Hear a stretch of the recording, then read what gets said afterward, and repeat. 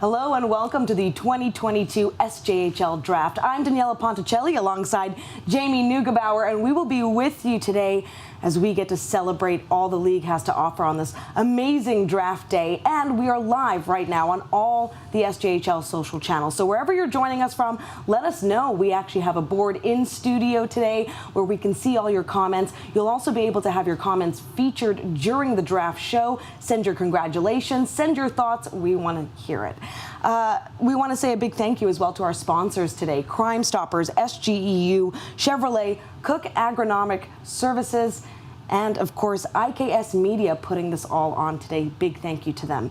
So this day is the day that the league's 12 clubs will select their future stars. And Jamie, the stars don't shine any brighter than right here in Saskatchewan. You were able to be part of the incredible Centennial Cup experience hosted in Estevan, and then before that the thrilling 7-game final series between the Estevan Bruins and the Flin Flon Bombers. Well, don't sell yourself short, Danielle. You were part of it too. We went 7 games. Estevan and Flin Flon, the fans showed up, the players showed up. It was dramatic. It was entertaining. The Estevan Bruins, Danielle, ended up winning in Game 7, 2-0, in a great game at Affinity Place, the Centennial Cup. About 14 days later, the Flin Flon Bombers got off to a hot start, ended up falling in the playoffs. A bit of a controversial goal that knocked them up. We can talk about that another time. The Estevan Bruins and the community of Estevan just put on an incredible Centennial as well. Daniella and myself and Estevan Bruins broadcaster Nolan Cole were just thrilled to bring the games on the Hockey Canada stream over that. And just a big thank you to both the Flin Flon and Estevan organizations for their hospitality and their love over that time. It was great. It was a fantastic event. You mentioned the drama. Let's not forget, it went everything from the power going out, blizzards, to just back and forth, 800 kilometers between the teams. It really was something. A big congratulations again to the 2021-22 SJHL champions, the Estevan Bruins. But today, of course, a fresh slate, a chance for clubs to reset, a moment to celebrate as well and welcome in these new young athletes that will make up this league. So, Jamie, you and I, we get to call games. It's pretty cool to think that the names that we're going to be saying right now are names that we are going to be talking about in the future. But let's get started with how this draft today is going to work. Yeah, so I'm extremely excited. I love any draft, first of all, Daniela, but this draft is very, very special in the history of the Saskatchewan Junior Hockey League, as you see the 12 number clubs of the league. Because of the pandemic, the 06 birth years, when they were playing U15, what we used to call bantam hockey, there wasn't enough games to really measure them. So what they decided to do was postpone the 06 draft till this year. So the first 6 rounds will be 2006 birth year players, only in Saskatchewan. So that means they have U18 experience, and a bunch of them have high-level prep experience in the CSSHL as well. And then we'll have 2 rounds of the 07s. But the Western Hockey League has drafted already both of those age groups. So there's even more information. So all the teams have an unprecedented amount of information, Daniela, heading into this draft. And because of that, I think we'll see a lot of guys who will be ready to be SJHL Impact players very soon. Information that, of course, Nugsy has beautifully organized on his files, ready to go. Always great to work with you, Nugsy. You just bring such a wealth of knowledge. You're a big part of this league. And speaking of that, you're also so familiar with a lot of the phenomenal past picks that have been notable during the drafts. Yeah, obviously there's some incredible scouting departments all over this league.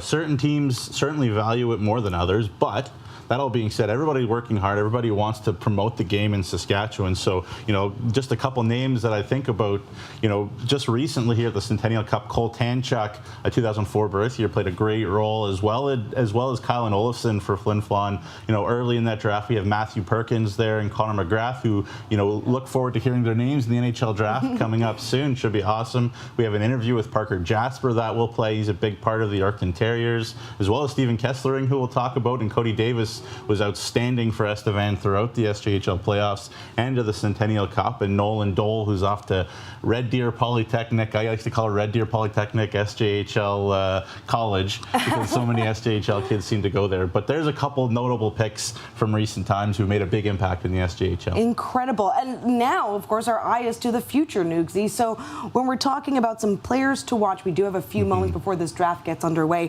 Who do you have on your list? yeah, there's obviously tons of great talent, and I put a couple up there. Evan Allen out of PHA getting a lot of love. Of course, his uncle Chad, World Junior fame, and his cousin Nolan, or pardon me, brother Nolan Allen, a first-round pick in the NHL. You know, Cohen Semp, Ronan Buckberger. We just saw his brother at the Centennial Cup Boston with the Brooks Bandits, and he's going to go to Wisconsin next year. A lot of people high on Cutter Knight. You know, so there's just tons of talent. Could pick, you know, a ton of players to watch, but these were, you know, 5-6 guys that I'm extremely comfortable are going to go pretty high here, and you know, it's going to be awesome because we're going to see these guys real soon in the SJHL. Again, we want to thank everyone who is watching right now. We're about to get underway in just a moment, but social channels, SJHL, you can comment on any of the feeds, and we get to see it here in studio. And of course, you might get a chance to have your comment featured on the broadcast as well. Jamie, about a minute left here. Your excitement to be here on draft day and get to welcome in all these players. Oh, I'm so thrilled. You know, I've been working the last couple of years and just learning to love this league. The communities are really what make it. The billets and the volunteers. It's such a loved league. So the opportunity to put something on like this for you out there, it means so much to me, and I know it means so much to you, Daniella. It definitely does. I've had a chance to get to know a lot more about this league this year in particular. You talk about the people who make it just incredible, and I remember being at Estevan for the first time at Affinity Place and seeing everybody getting together for the Centennial Cup experience and getting all the volunteers ready. And let's not forget, it was an up and down year with COVID still, right? You know, we sort of forget that there were times when games were postponed and moved around. So what a chance to have a fresh slate today. As mentioned, we are just waiting for the word now on when that first overall pick is going to happen. Jamie, any other thoughts from just your time this year in particular, and such a big finish with the finals going full 7 games? Yeah, you know what? The parity in this league is something that we often talk about, Daniella. And really, on a given night, as you look at the playoffs and the finals right there, you know, on a given night, literally anybody could beat anybody in this league, and you don't get that in every Junior A league in Canada. You don't get that in the Western League. You don't get that anywhere. So the fact that we have that in this league is really special. So, you know, it's great to see every team really thriving and bringing in some great talent for us all to take advantage of and watch. It really is incredible. Well, now it's my absolute pleasure to welcome in the new commissioner of the SJHL, Kyle McIntyre, who will be announcing the first overall pick of the 2022 SJHL Draft. Well, good morning, Daniella and Jamie. It's my pleasure to be joining IKS and Saskatchewan prospects in the 2006-2007 draft class. Best of luck to all our teams and to all our prospects today. So with the number 1 pick, I am happy to announce the Weyburn Red Wings have the number 1 pick in this year's 2006 draft. So Weyburn, over to you. Thanks, Kyle. With the first pick in the 2022 SJHL Draft, the Weyburn Red Wings are proud to select from the Humboldt Broncos defenseman Rhett Vedras.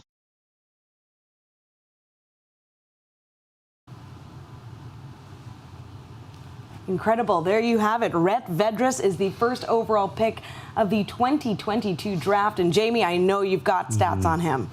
Yeah, and you know, this kid is more than just his stats as well. Of course, He's a guy that's 6'2", right shot defenseman that can really skate. And you know, talking to Cody Mapes a little bit about him, we talked about a bunch of kids, but one of the kids that came up was Rhett. Obviously, Cody interested is that he's like, you know, this kid is someone I hope I can hang on to for a long time because he's got those raw tools, and you know, just an incredible job by the Weyburn Red Wings of noticing that they need, you know, defensemen, and who doesn't want a 6'2", 6'3" guy that can skate at his age. So, you know, great first pick for Weyburn. Absolutely. And Rhett is from Anaheim, Saskatchewan. So big shout out to his hometown.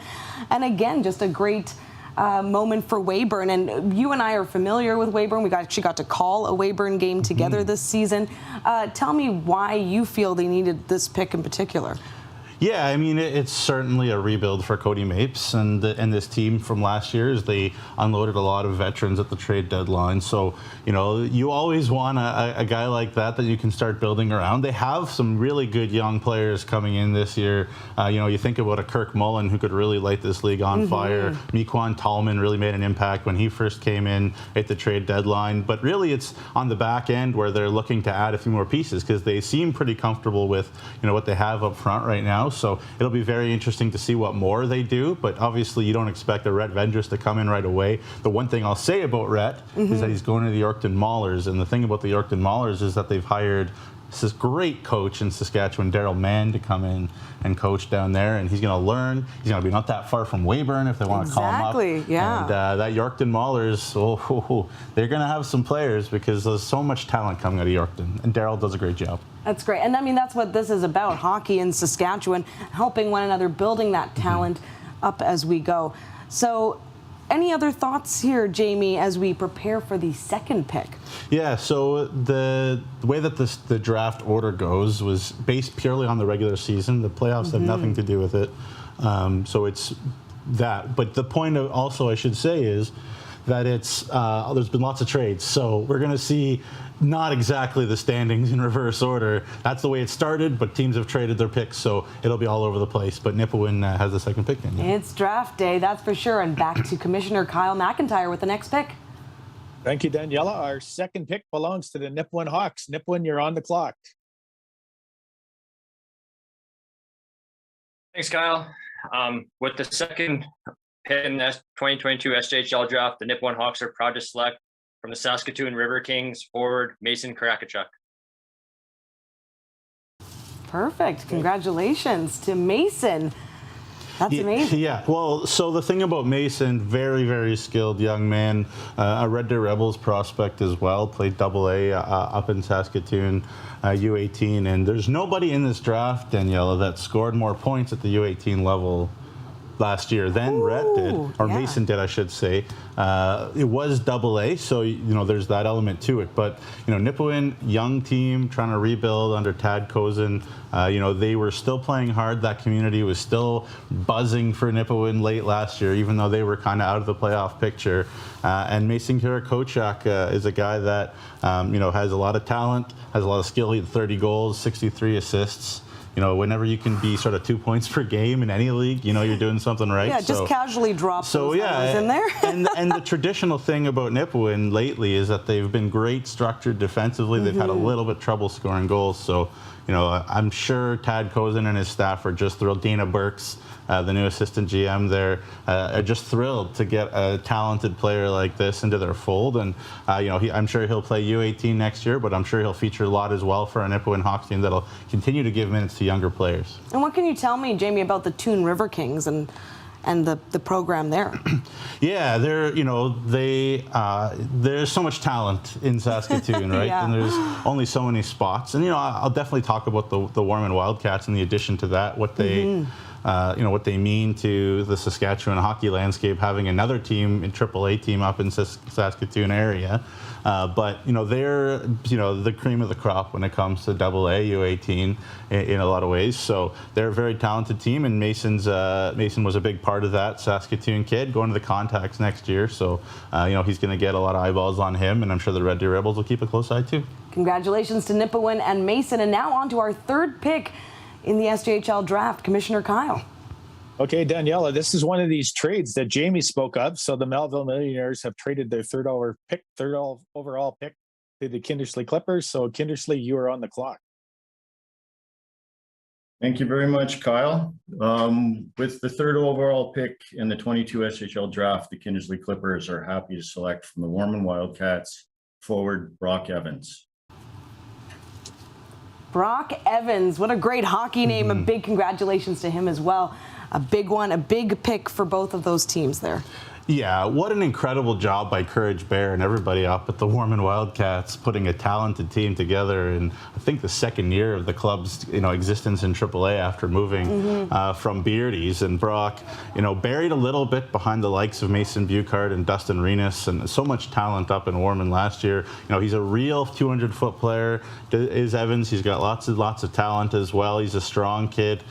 So get to play up at Legends Center, and he'll get lots of ice time, I think, for the Wildcats too. And again, Kindersley and Warman not super far away. So there's another element too where, Ken Plaquin, there you saw him, the GM head coach of the Kindersley Clippers, can call on him and use him. And what we've seen from a lot of those Wildcats last year was that they were well prepared whenever they were called up to the SJHL and did a great job. And again, big time kudos out to the Wildcats, and I'm thrilled to see Brock Evans get picked so high. Yeah, Brock Evans, a forward from Warman. And you talked about the geography there, Jamie, between the two clubs. How important of a factor is that? Yeah, I mean, it's not the be-all and end-all. Of course, Saskatchewan League teams get kids from BC, they get kids from Newfoundland, all over the place. So, but doesn't hurt, absolutely. And again, Brock, just a quick drive down the road to Kindersley to join the team or wherever they are. And he's ready to play junior hockey, I think, to a 200-foot player, plays the game the right way, plays hard. So, I really like that kid, and I really like that pick for Kindersley. And we are now ready, actually, for the 4th overall pick. Commissioner Kyle. Okay, I'm not being repetitive here, but this is one of the teams that had 2 selections in the first round. So we're going back to Kindersley. Thanks again, Kyle. With the 4th overall pick in the 22 SHL Draft, Kindersley Clippers are proud to select from Regina Pat C's forward Casey Brown. Casey Brown to the Clippers. Back-to-back picks for Kindersley. Very exciting news there. So talking a little bit about Regina Pat C's, and there's a number of players to watch from the Regina Pat C's. But let's talk about Casey Brown. Yeah, again, well coached again in the Pat C's by Darren McKechnie, and I think he got a lot out of his roster, especially when there was an injury to Ben Reich, kind of later in the year. And Casey Brown was one of those guys that filled in different spots, and we'll see one of his teammates, one of his partners, Cohen Senft, I'm sure not go too far in the distant future either, but he can skate, he's got skill, he's heavy on the puck too, and again, well coached and well prepared. And I think, Ken Plaquin does a great job, pays a lot of attention in his staff to U18 in Saskatchewan. And, Casey was a guy that a lot of coaches I know in this draft wanted. And sure, there were some guys who were, that guy, they took Casey. So, I'm sure Ken Plaquin's got a big smile on his face after those 2 forwards that he just took right there. And of course, Jamie and I, we are live on the SJHL social channels, and we are seeing some of your comments coming in. One of them, Jamie, a good clarification. Just what age are we dealing with here? Just a reminder for those who are just joining us. So the first 6 rounds, Daniella and Darcy, thank you for the question. Really appreciate it. The first 6 rounds are 2006 birth years, so guys who have played 1 year of U18 hockey. And then the last 2 rounds will be 2007 birth years. And there's still we still don't have an official ruling on how it'll look moving forward for the draft, but that's how it'll look for this year. And there's people guessing who the next picks will be. We're just waiting, of course, before we move on to pick number 5. But already 4. Oh, and look at that. I get the cue to go. Commissioner Kyle, back to you. Okay, this was this next pick involved multiple teams. So originally the pick was Notre Dame. That was traded to Weyburn, and now it's been traded to Nipawin. So Tad Kozin, you're on the clock. Thanks, Kyle. With the 5th overall pick in the 2022 SJHL Draft, the Nipawin Hawks are proud to select from the Indigenous Sports Academy forward Connor Watson. Congratulations to Connor Watson. What a great pick. So let's let's break that down. Yeah, so first of all, this pick has changed hands a few times. Nick Sombrowski was dealt to Notre Dame at the trade deadline from Weyburn for 3 picks. So Weyburn has 3 of Notre Dame's picks. They moved that on to Nipawin, and I know Cody Mapes is very happy with the return for that trade, because they got Carter Wickenheiser, a 2004 birth year forward that Cody Mapes really likes and knows the family very well. And Connor Watson, that Indigenous program is pretty new, but they're already doing a great job. We saw a bunch of their kids at the First Nations Nationals in Nova Scotia, and I think they're doing an incredible job. And Connor is another guy that coming out of there that I think we're going to see a big list of guys coming out of there. So good for good for Nipawin to get their second pick there in the top 5 here, and I'm sure Nipawin and Kindersley happy right now to keep picking. Well, and Jamie, you touched on a good point. It's a big day for the club, big day for the players, but also for those academies and the places that are training this talent. So really great to see that. And this is the beginning, right? So taking a look at some of your comments, we do want to know where you are watching from. Some folks out in Vancouver giving some love to the Flin Flon Bombers. Obviously, lots of folks watching here in Saskatchewan. So let us know where you're watching from, because we'd love to talk about that too. So Jamie, 5 picks in now. How are things rolling for you? As expected? Yeah, I think a couple of the big names right away there. Vendrus we expected, Karakochak we expected, Brown we expected to go really early. So clearly these guys are paying attention, and it's very exciting to keep seeing guys that I think can make an impact in this league very, very soon as next year, as coaches continue to give minutes to these young players. And now off to pick number 6 from Commissioner Kyle. Okay, Daniella. The Larange Ice Wolves originally had this pick, and it was traded to Humboldt in a multi-pick trade the other day. So Scott Barney from the Humboldt Broncos, you are on the clock. With the 6th pick, Humboldt's excited to draft from the Tisdale Trojans, Matthew Van Blaircom. And there you have it, short and sweet and to the point. Congratulations. And Jamie, what do you have to say about this pick? Yeah, so it was a rough year in Tisdale, but Van Blaircom being a younger guy, remember these are first-year U18 players. They usually play with a couple of years older at that level. So Van Blaircom got a lot of opportunity in Tisdale. He's a bit of a smaller guy. That has never bothered Scott Barney up in Humboldt before. He's a very high-energy guy. He can really skate. Again, if you're going to play in that Humboldt system, you have to be able to skate. You have to be on the aggressive side. So Van Blaircom really fits what Scott Barney likes to do, and again, you got a lot of ice time and opportunity as a young guy on a team that struggled up in Tisdale. So, I'm sure Scott Barney again thrilled, and Tisdale not crazy far away from Humboldt again. So you can again see where they're going with that. Try to have a guy that they can call up and use, and I'm sure he'll continue to get ice time where he is. What can you tell me about your thoughts on the Humboldt team and just kind of where they're headed into this next season? Yeah, I mean, Scott Barney and his staff, Rory McGoran, who, of course, I work with a ton, and does an incredible job marketing that community, just loves and adores their Broncos team, really support them in a big way. And, so I really love and appreciate that organization with the way they do. But, so I think they're going to be great again. They're going to have a ton of forwards back. We'll see how they rebuild their D-core, because they had a lot of 20-year-olds last year. And they added Brett Meerwald, who has major junior experience from the Moose Jaw Warriors, in net to replace Race Ramsey, who's off to U of T. So, they're going to be fine. Scott Barney is a great coach, and they'll be fine. Well, congratulations to the Humboldt Broncos. But up next, the next pick, Commissioner Kyle. Okay, we're off to Yorkton, the Yorkton Terriers with Matt Hare. With the 7th pick of the SJHL Draft, the Yorkton Terriers are proud to select from the Estevan Bears defenseman Cutter Knight. Hey, one of the players to watch, Cutter Knight, comes in 7th overall in the SJHL Draft. And what can you tell me about a guy with a pretty great name for hockey once again? Yeah, Cutter is a real big boy, and he's going to Estevan to play in that beautiful Affinity Place AAA rink. And, the Yorkton Terriers, I think nobody in this league have hit on their picks more than the Terriers. So if Matt Hare and his staff like a guy, then you can often trust it, because they do such a great job. And, Cutter is a guy that's physically already prepared and ready to play. I think it's the speed of the game that's the next step for him. But again, a big right shot D-man. You don't mind that at all. And I think he's also can be physical. He can hit, he can skate, he can kind of do it all. He can play a little bit of power play too. So he's a very versatile guy. And again, got a lot of opportunity again with Estevan last year, another young team. in this league. And again, you love to see guys that got minutes. Just because they're on a team doesn't mean they get minutes. Cutter got plenty of ice time on and a very, very good Estevan Bears decor too, it should be said, and he got opportunities. So great pick for Yorkton, and I really like Cutter. I think again another player that a lot of people were like, I would have liked to pick Cutter Knight. But there you go. But Yorkton gets him. Cutter Knight, congratulations, 7th overall pick. And we're ready actually for number 8, Commissioner Kyle.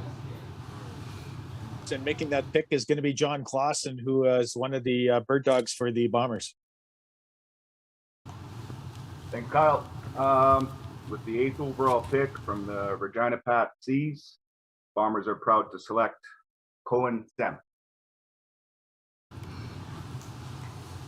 Jamie, pick number 8 selected. Let's dive right in.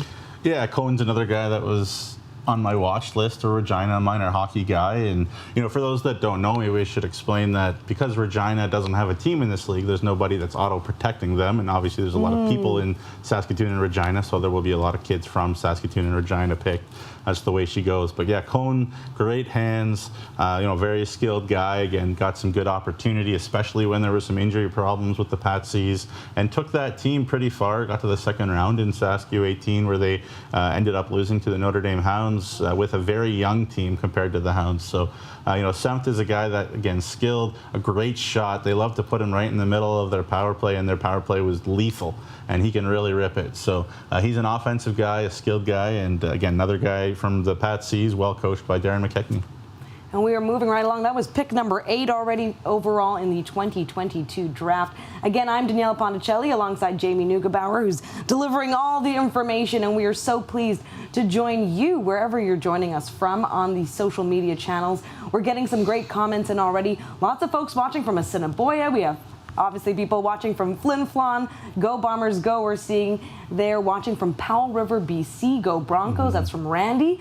Great to have you join us. So please send in those comments, and some of them might even get selected to be put up on the broadcast live. So, Jamie, again, we're moving quickly. Any common threads? Is that too tough of a question that I could ask? Yeah. Well, I mean, first of all, I'd love to mention one of the commenters, Kelly Koser-Jacobson, who is an incredible photographer, does great work for the Flin Flon Bombers, and I believe OCN in the Manitoba League too. And there was a bit of a situation in the SJHL finals where an Estevan player picked up the moose leg in Flin Flon, which is a big no-no. Don't have time to get into that right now, but Kelly just got out there and diffused the situation. I talked to her about it, and she said that I just didn't want anybody to get suspended. I didn't want anybody to miss any games over this stuff. So big time shout out to Kelly. She's an incredible photographer too. And we will get to the common threads in just a bit because we're already on to the next pick. Commissioner Kyle. Okay, the number 9 pick originally belonged to the Battleford's North Stars, but that has been traded to Weyburn. So Cody Mapes is back on the clock. With the 9th overall pick, the Weyburn Red Wings are proud to select Logan Pickford. Congratulations to Saskatoon's Logan Pickford, a great pick, a forward. Tell me more about him, Nugsy. Yeah, he's a very dependable guy. I think defense first, penalty killing is probably his first go around, and I think he's moving on to the Prince Albert Mintos. But again, he get more offensive opportunity. Of course, some guy named Berkeley Catton was blocking his way a little bit there in the Saskatoon Contacts, the number 1 overall pick in the Western Hockey League. So he's going to get maybe a few more opportunities offensively, next year for the Mintos. And I think he skates well. He's got underrated skill. It's going to continue to develop as he gets reps, power play minutes, and time. But again, Cody Mapes can, let him marinate up there in a great program up in PA and get minutes and get opportunity, and I'm sure they'll keep a close eye, and a lot of picks in this draft for Weyburn already. I was going to say, so tell me maybe about the thread there, because we have talked a little bit about what they're looking forward to, pardon me, in rebuilding this year, but now that you've seen a couple of their picks, what can you give us? Yeah, I think in this draft, it's not necessarily like the National Hockey League draft where you take a guy that you just expect to jump right into your lineup and change your organization. I think it's a situation where you kind of pick the best player you think available at that moment, and I think Cody Mapes just keeps doing that. He loves Rhett Ventris he thinks he's, you know, a D1 or a high WHL type caliber player, real fast, and you know, going to be a big impact player in our league, not too far in the distant future. And then Logan Pickford, you know, a guy that's a little bit of a slower developer, but again, very smart, dependable in his own end first, and you love to see that in a young player. Oh, you certainly do. And we are actually on to our overall pick number 10. Here we go, Commissioner Kyle. Trevor Blevins, the coach and general manager from Alfred, take it away. With the 10th pick in the 2022 SJHL Draft, we're extremely proud to select from the Saskatoon Blazers forward Riley Ash. A phenomenal pick there for Melford. And as you get adjusted quickly there, Jamie, this is one that also comes with a really important emotional tie-in as well. Yeah, his big brother, of course, a former Lethbridge Hurricanes. I try to deal with my equipment here. Apologies, everybody. That's okay. There you see right there, you know, passed away and was part of the Melfort Mustangs organization. So, you know, a great touch by the Melfort Mustangs to, you know, to continue with the family. And I know, you know, Riley was a high pick in the Western Hockey League with the Prince George Cougars, and you know, allegedly he's thinking, you know, trying to decide between the college and the WHL route. But you know, definitely there's ties between the Ash family and Melford, and you know, these human stories touch everybody in such a big way, and it's great to see Trevor Blevins and the Melfort Mustangs kind of honor that family, continue that relationship. And obviously Riley is a wonderful player out of Warman, Saskatchewan himself too. So, you know, they're not going to be disappointed with the talent either coming in, as well as the feel-good factor. Oh, well, it's going to be amazing to see Riley out there wearing the family name on the jersey as well. So a great pick from the Melfort Mustangs. And earlier I asked you about some of those threads, Jamie, within these picks. We're now 10 deep. We've got a couple more before we wrap up the first round already. So what insights do you have? Yeah, and I mean, you see already the impact of being able to see these players a year in U18 hockey. And I think, again, our league, U18 league here in Saskatchewan, is amazing. The talent level for such a small population, Daniella, of a province of only 1 million people, producing so many good players, making impacts at every level. And so these GMs, these coaches, I think, are just loving the fact that they know, you know, just that much more about these guys that they're bringing in, and especially here in this first round, lots of mature human beings that are being picked as well. Definitely, and that's a big part of it. And we're on to pick number 11 overall. Take it away. Okay, number 11 belongs to the Scott Barney and the Humboldt Broncos. Humboldt's proud to select from the Tisdale Trojans, Simon Martin. Simon Martin, congratulations. We didn't even get a chance to flip over there. That's how quickly the Humboldt Broncos were on it. They knew who they wanted to pick. Everyone seems very confident, as they should be, in the talent that they're selecting. So let's talk about Simon Martin. Yeah, he's you know, going to be a Tisdale Trojan, or he is a Tisdale Trojan. A smart two-way defenseman, great skater already, very, very agile. You know, lots of guys love those power play quarterback types, and Simon is one of them. Again, tough year in Tisdale. So what does that mean, Daniella? It means that younger guys get a few more opportunities. And you know, Simon, you know, again, the Medicine Hat Tigers as well in the Western League have a lot of eyes on him, but you know, probably needs some seasoning. And you know, I'm sure that you know, he's somebody that, again, could step in right away and could be you know, an uncovered asset that, again, not too far away, Tisdale from Humboldt. Broncos can bring him in and use him when they need to, and they do a great job of putting kids in a position to succeed. Yes, they only call kids up in that kind of a situation, and so Simon is somebody that a lot of people are very excited for.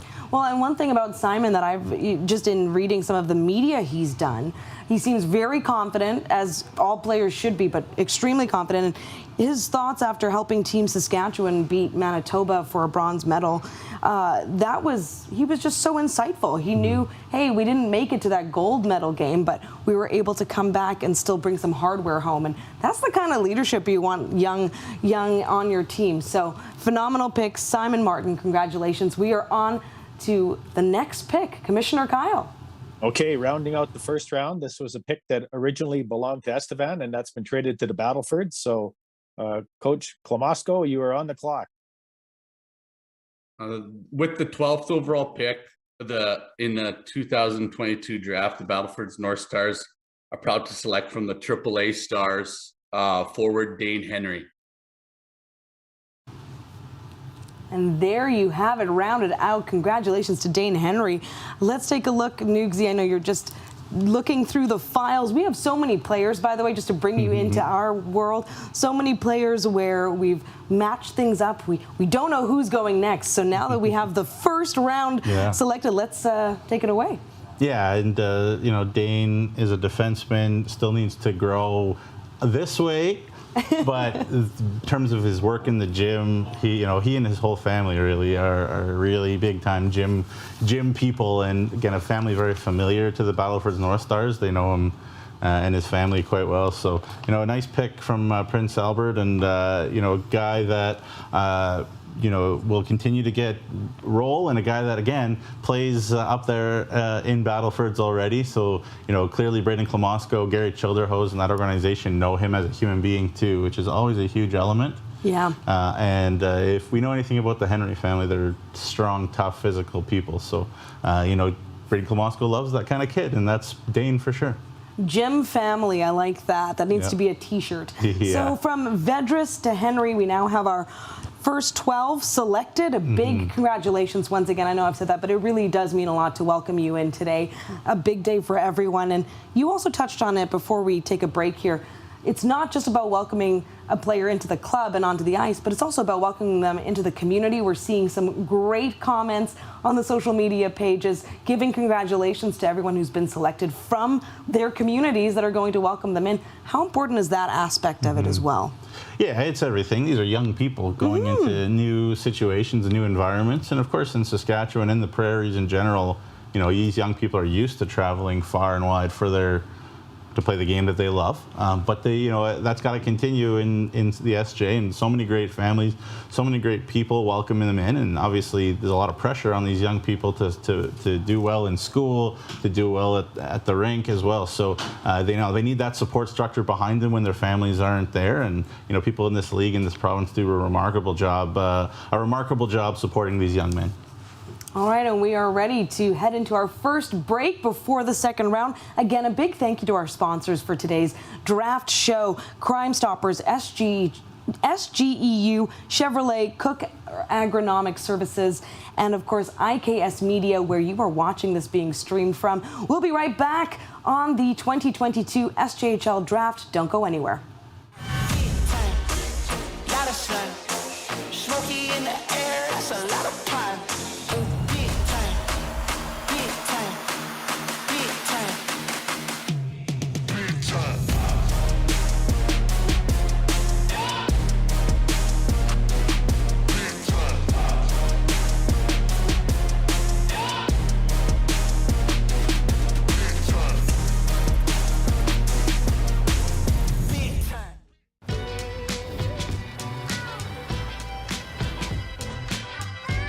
Find random silly moments.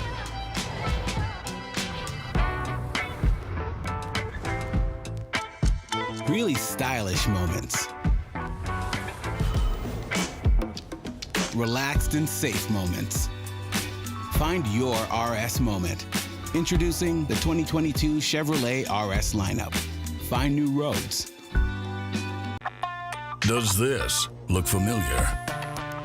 Your fans deserve an incredible arena experience. It's time for an upgrade. Stunning graphics. Revenue opportunities are just the beginning with our in-venue display systems and scoring technology.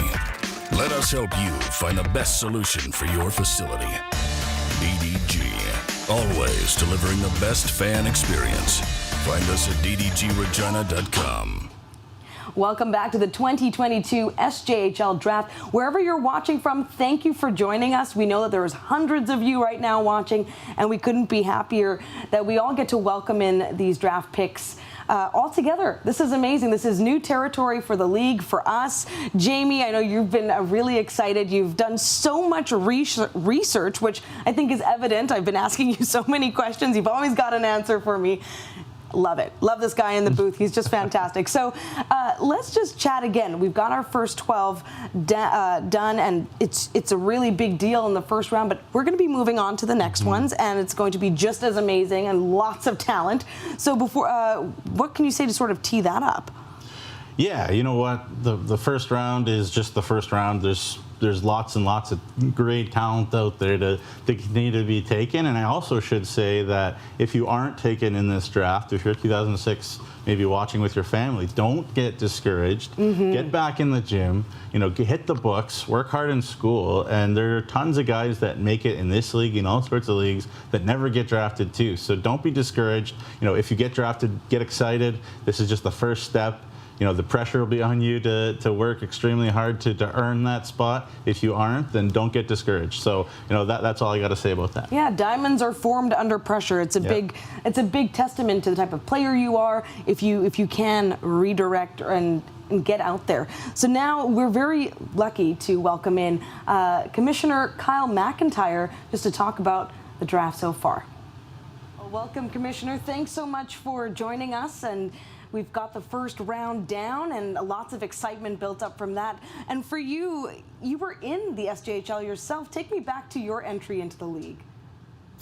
Oh boy, it certainly didn't have as much pageantry as what is going on around these 06s and 07s this year.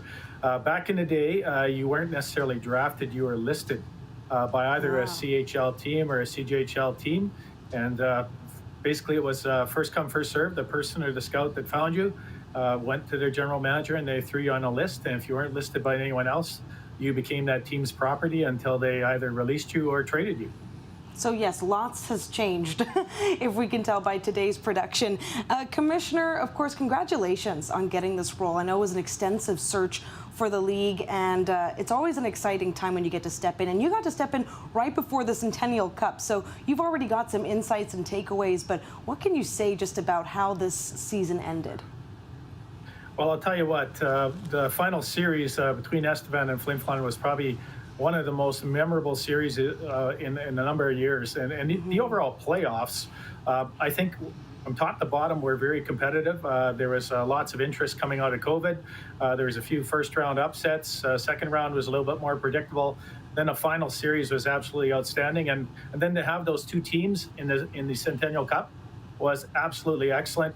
Both were outstanding ambassadors for the league and for their communities, and really represented the SJHL well at the Centennial Cup. Yeah, Kyle, thank you so much for your time. Daniella there mentioned that you got an opportunity to sort of shadow and watch and learn at the Centennial Cup there under Bill Chow, who of course is outgoing. What did you learn from Bill? What were your conversations like with him that you can share with us? Well, I'll tell you what, probably came in at the busiest part of the season, with both the playoffs and the Centennial Cup, and then the draft and the AGM and scheduling meetings. So there's nothing like jumping in with both feet into the pond. But certainly Bill has been an excellent mentor for me, and he's been a real source of information, in particular the last 2 or 3 weeks when we have been going through our busiest period. And so, Bill did an outstanding job for the last 11 years with the SJHL. He's one of the most recognizable faces probably in Saskatchewan and in rinks around Saskatchewan. So certainly I have some big shoes to fill, but certainly he'll be available on the bat phone if I have any questions or any queries from him. And so that's been an excellent resource for me. So I really appreciate that the governors have set me up for some success, and we've had a bit of overlap, and we've developed a bit of a relationship. So we're texting one another, we're emailing one another, and I know if there's something that I run into that I can't handle, that Bill will certainly be available for me. Yeah, absolutely. And of course, we all appreciate the job that Bill Chow did over the years. I want to, of course, get that in. Very important. Kai, obviously, you mentioned that you had a lot to deal with, helping out with the Centennial, and you were involved with that. You got this, the AGM, etc. But what are some of the things, once the craziness dies down a little bit, that maybe are a little bit longer-term vision plans that you want to try to get into for this league? Well, you know what, Jamie, we got into a lot of it this past weekend, and so normally the SJHL draft would have been a week prior, but of course, as I was coming in as new commissioner, I wanted the opportunity to meet the governors and to lead them through a strategic planning process. And in that process, we developed a new vision for the league, our vision is that the SJHL will be one of Canada's premier junior hockey leagues, known for its exceptional player development and its commitment to its players, its people, and the community we serve. So really, that's the vision that we're going to have. And then we've set a number of goals in the areas of hockey operations and business operations and in marketing. Because you know what? We have a responsibility to our players and to our teams and to the league, is that we need to showcase what excellent hockey we have here in Saskatchewan, and we need to promote and really acknowledge and recognize and really advance the players that are playing in our league. Well, the future is very bright for the league, Commissioner, and just want to leave you with a chance now to send a message to the players, especially on this day as they're getting drafted and coming into this part of their lives that's so big and so momentous. Well, you know what? It's a very exciting time of year for the players and for the parents, of course, and for the clubs that are looking to retool. And you know what? If someone doesn't get drafted, that doesn't mean that their hockey dream is over. They can certainly keep working and play well and play hard and be a good teammate and be a good citizen. And those are things that are going to get you noticed by the teams. Certainly, you know what? It is an opportunity for our league. We're looking at building stronger partnerships with the 18U AAA League, with U Sports, with the ACAC, and with NCAA, because really we are stewards for hockey, but we are really here to advance the interests of our players, whether that be for most post-secondary schooling opportunities or more hockey opportunities, or to transition to the world of work. And so again, I think that in the future, we're going to do a much better job of actually preparing opportunities for these kids when they come in. And you know what, from my perspective, I'm still good friends with the guys I played with 35 years ago. And so really playing in the SJHL is really a life-changing opportunity, and it opens a lot of doors for you in terms of relationships and in terms of career choices, in terms of academic advancement, if that's your choice. And you know what, it really is the first step in a long journey, hopefully, and many of these players transition to either future hockey opportunities or future academic opportunities. Last one from me, Kyle. Again, thank you so much for your time. Just talk about hockey operations and some of the things that you want to see implemented in this league moving forward. Right. So my perspective, Jamie, is that if you fail to plan, you plan to fail. And so certainly I want to set lots of long-term goals and short-term goals in a number of the areas, and hockey operations would be one of those areas. And so I think it's our long-term goal for our league to feature more Saskatchewan players. And we want to help those players make transitions to post-secondary hockey opportunities at the U Sport, at ACAC, or the NCAA levels.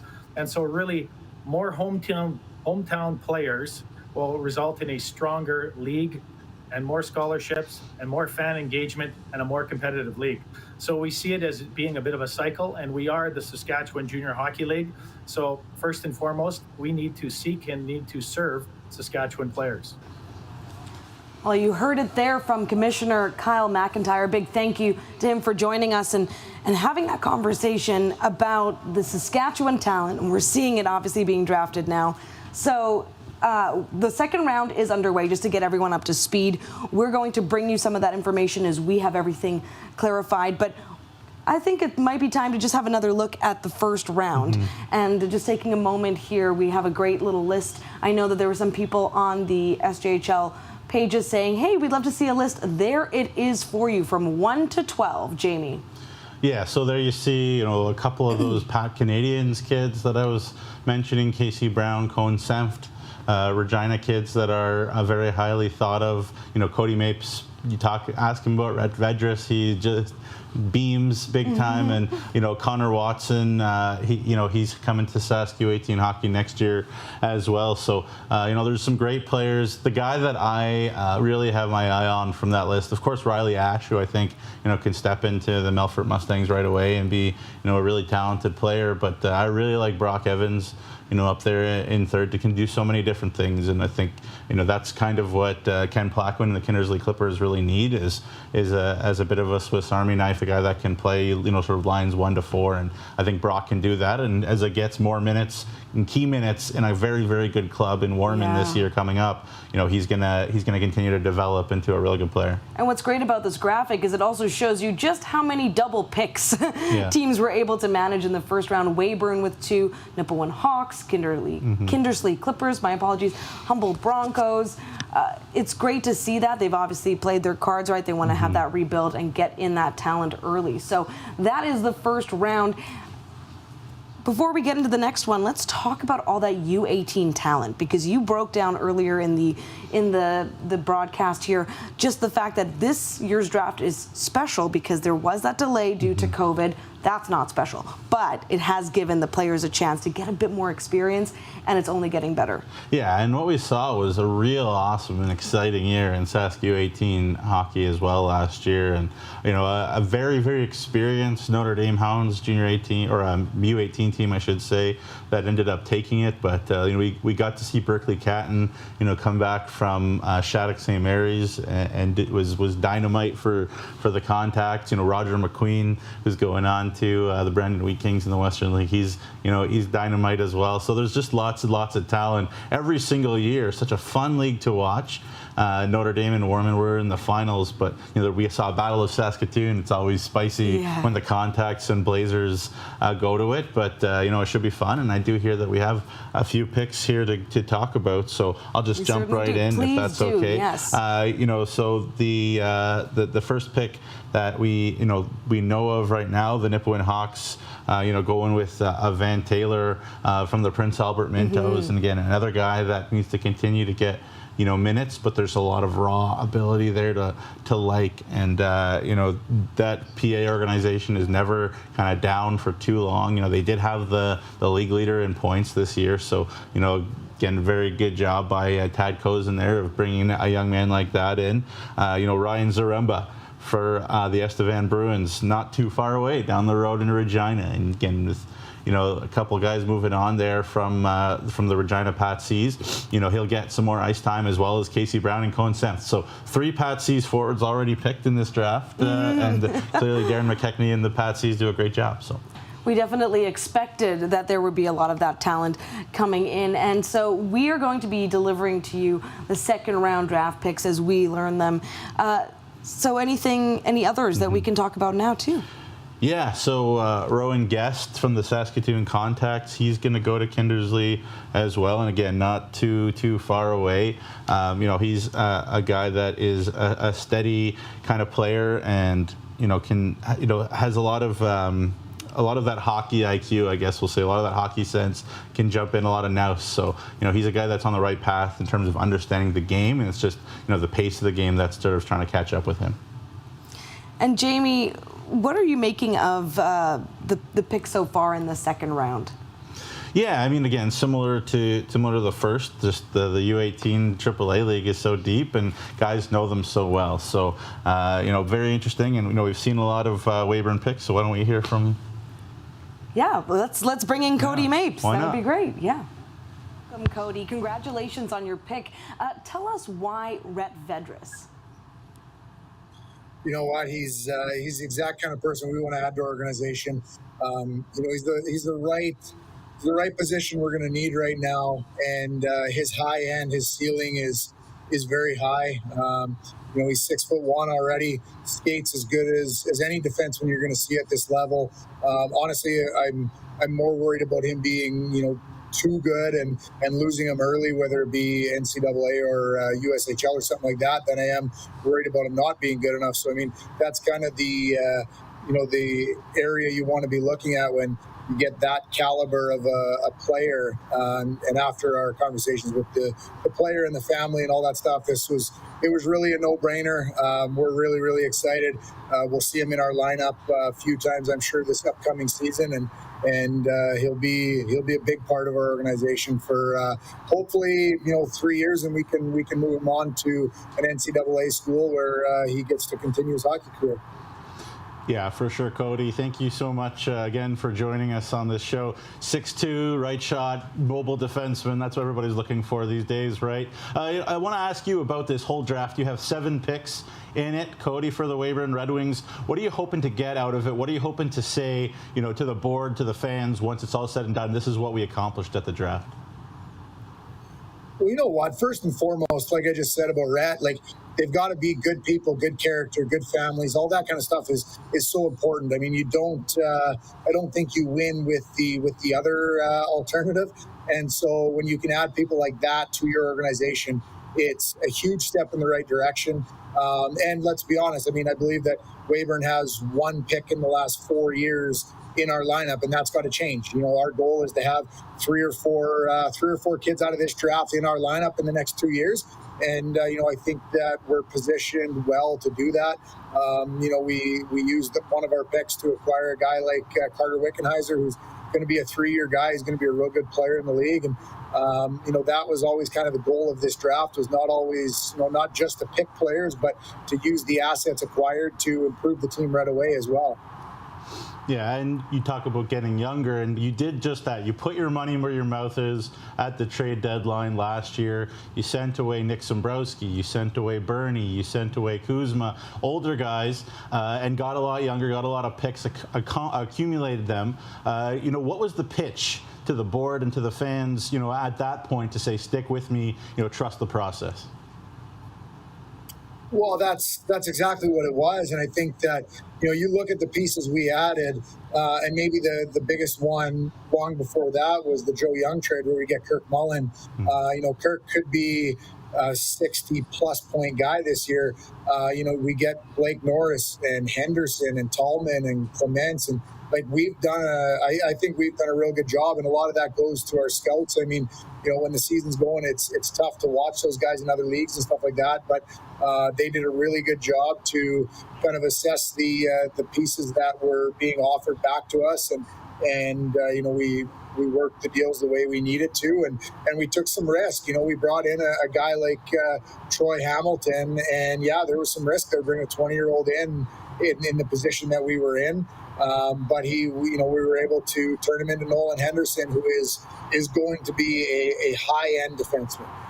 You know, 6'3", skates well. He's going to be a corner piece for our team for the next 2 years. And you know, he's a name that, Jamie, you'll probably be saying for a Division I scholarship at some point over the next 2 years. And I mean, so we were able to add, you know, 4 or 5 guys that we really believe are going to be huge pieces for us going forward. And when you have a plan, it's not really so much about pitching your board. It's just, here's the plan, you know, here's the end result, and we think that we're in a real good position.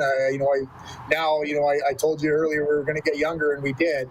Now we're looking for, you know, probably a 19 and a 20-year-old to fill a couple spots that we have, and hopefully I can stay true to my word on that one too, where we get to bring in a couple guys that are going to be great leaders and impact guys right away to help these young guys like Ty Mason and you know, progress throughout the year still.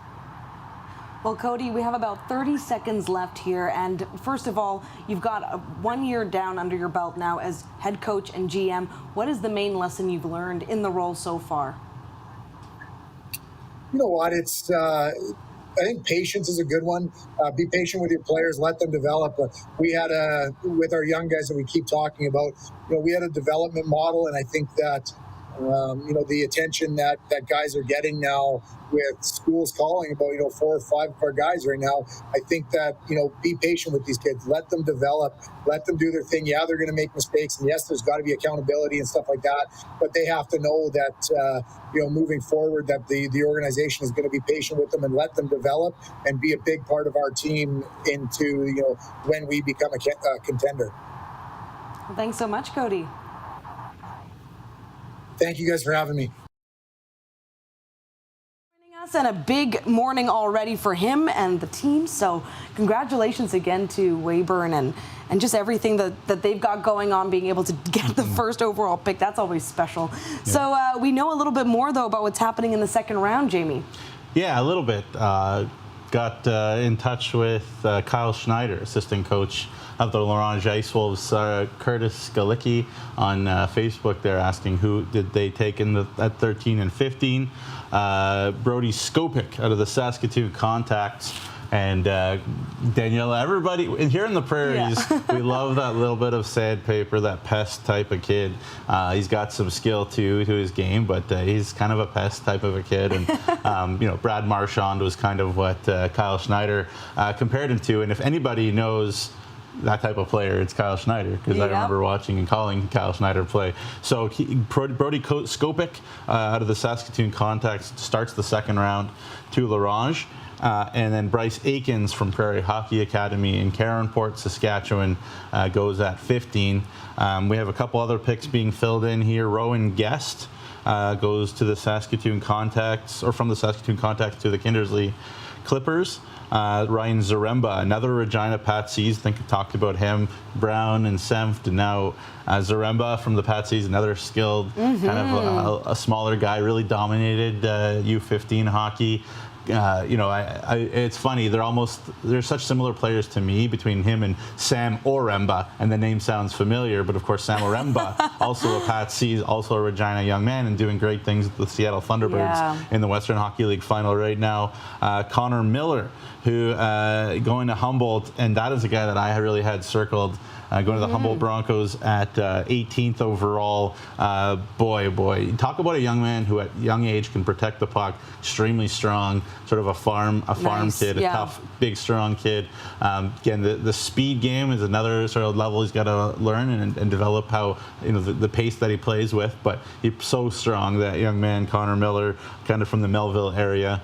So big fan of his. Another Regina player, Jagden Taylor, to the Estevan Bruins. So they continue with that Regina Patsies connection. There's lots of Regina Patsies alum that have played for Estevan the last number of years. So Jagden Taylor's another one. Cohen Swan to the Melfort Mustangs at 8. Tyrone Sobry, he's another guy that a lot of people had their eye on. And he's going to the Humboldt Broncos as well, and they were really high on him. So we'll go down that list again. But so much good talent coming out of this league, and year after year, you look back at the list of U18 national champions, the TELUS Cup. So many Saskatchewan teams, and that really bears out to the talent that is in that U18 Saskatchewan league right now. Yeah, we're not getting paid anymore to talk about how great the talent is, and we just love to do that because it's so true. It's what a treat. I think one of the eye-opening things for me this year, just a little anecdote, was going on a Tuesday night, being in a barn and seeing a 43 save shutout win. Come on. We're seeing just incredible skill from the net all the way through the ice. It's just incredible to see. And speaking of that, a lot of it comes to the opportunities players are afforded and the chance to play against other talent from across the country. You got to see that firsthand at the Centennial Cup this year. So I definitely want to talk about that again. A big moment for Estevan, something that was just made that much harder with the pandemic. There was a lot of up and down, uncertainty about how things would be hosted, how many people could come through the doors, and it all worked out really well. Well, just like with our draft, they changed the format of the Centennial Cup format as well, with 10 teams coming in, the league champions of all the junior A leagues in the CJHL. So that means all sorts of logistical questions for Josh Biggs and the Estevan Bruins, the president of the club, and Jason Tatarnik, the GM, head coach. Just did a tremendous job to house all those players, and Jeff Pearson at the Days Inn, and Pete Saragella at Tower, at Willie's Tap House there in Estevan. They all really contributed a ton of sweat equity, volunteers, and as I said, the Bombers did really well there in Group B and got through, and a bit of a controversial goal for the Pickering Panthers, the Ontario Junior League champions, in double overtime. Maybe a high stick, maybe not, I don't know. But just stirring the pot. Stirring the pot. I do that all the time. It's one of my strong suits, is stirring the pot. But so the Centennial Cup was a lot of fun. Of course, the Brooks Bandits ended up winning it. And speaking of the Brooks Bandits, we have the brother of Brooks Bandits defenseman Boston Buckberger and Nipawin Hawks forward Braxton Buckberger. Boston and Braxton are 2003 born twins. Their brother Ronan went 22nd overall to Weyburn, and Ronan's another defenseman his brother Boston. And I remember Boston playing for the Blazers, not a big guy. He's grown. Oh, well, there you go. So it wasn't Weyburn to him, but there you go. But anyways, Ronan's a guy that, again, a lot of people had his name circled, for this draft, and I'm sure he'll go pretty soon here. But, the growth spurt has not yet hit him, but I'm sure when it will, he's going to be a dynamite talent as well on the back end. Boston put on a real show with his Bandits at the Centennial Cup. And yes, just to get everyone up to speed, there was a little bit of a technical delay, so that information was a little bit incorrect, but that's okay. I mean, we're live, we're rolling through it. We thank you, by the way, for joining us, Daniella Ponticelli, Jamie Neugebauer, Nugsy, as we know and love him, and our IKS Media family putting this all on. We haven't even had a chance to shout out producer Clark, who's working very hard in this building, putting this all together. So yeah, we hear a bit of an applause in the back there. So thank you, producer Clark. And thank you to everyone, wherever you're joining us from. We see you on the social media channels, but we want even more comments, because the only way we really get to see you is through that. We're getting some folks asking questions about the first round list. We brought that to you earlier. Lots back and forth. So many people saying, like, Tara, so happy to have Riley in Melfort. That was such an amazing pick. And it does mean a lot for the Ash family to be back and to have that. I can only imagine to have the family name back on the jersey is just so special. And that community really rallied around the family too.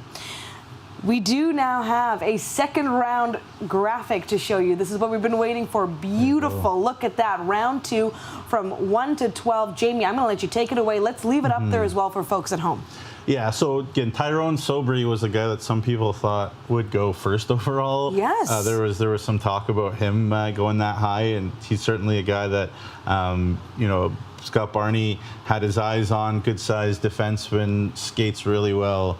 You know, great hockey sense, really smart young man too. Can see the game well. He's going to go to the Saskatoon Contacts. You know, this year coming up again, very, very close to Humboldt. Can call him up if he needs him. The cupboard continues to be stocked. Humboldt had such a great year, finished second overall in the SJ, yet they still have all these picks. So clearly Scott Barney making some moves. And of course, Sobry also a Prince Albert Raiders pick at the next level. And it wasn't Buckberger that Cody Mapes took with Weyburn, but it was a very talented young man in Luke Dolan, who's going to the Saskatoon Blazers, the other Saskatoon U18 team. He's a playmaker, definitely a pass-first guy, but plays hard, plays the right way, plays on a bit of an edge as well. He can skate, and also a Kamloops Blazers draft pick, and they scout the Saskatchewan level really well too. The Kamloops Blazers do in the Western League. So, you know, Luke Dolan, and then the theme, of course, Daniella, of Regina Patsies, Zaremba and Taylor going. And you know, it's funny, you kind of look at a roster sheet every year for Darren McKechnie's Pats Canadians, and they're just covered with guys who have junior experience, junior A experience, or junior A connections, and then the guys that don't are about to have junior A connections and experience. So, you know, incredible job again by Darren McKechnie. You know, Warren Fry, the GM there in the Patsies, have always been super kind to me too. So really appreciate you guys, and a lot of fun. And Kyle Adamson, the governor for the Kindersley Clippers, has to shout out Connor Tate and 998 Media doing the social media work. Big thanks. Great job. Connor did an incredible job at the Centennial Cup as well for the SJHL, making some of those graphics. He and I worked together a bit there as well. But you know, he's awesome, and I know in Kindersley they're happy to have him. I said to Kyle McIntyre, the commissioner of the SJHL, we should just hire Connor, you know, to do this and that and whatever. He said, we'll see if Kindersley will give him up. I don't know, but clearly they've let us borrow him for this. So are you telling me you're bending the ear of the commissioner already, Nugsy? Not for my benefit, for other people's benefits, if I can. I mean, that's why we love you. You're just here to share the love and just pump everybody up. I mean, that's part of it. But again, yes, a big thank you to everyone involved with this draft broadcast. Again, a big thanks to our sponsors, Crime Stoppers, SGEU, Chevrolet, Cook Agronomic Services, and IKS Media, putting this all on. It's been phenomenal. We've got 2 rounds down, still more to come.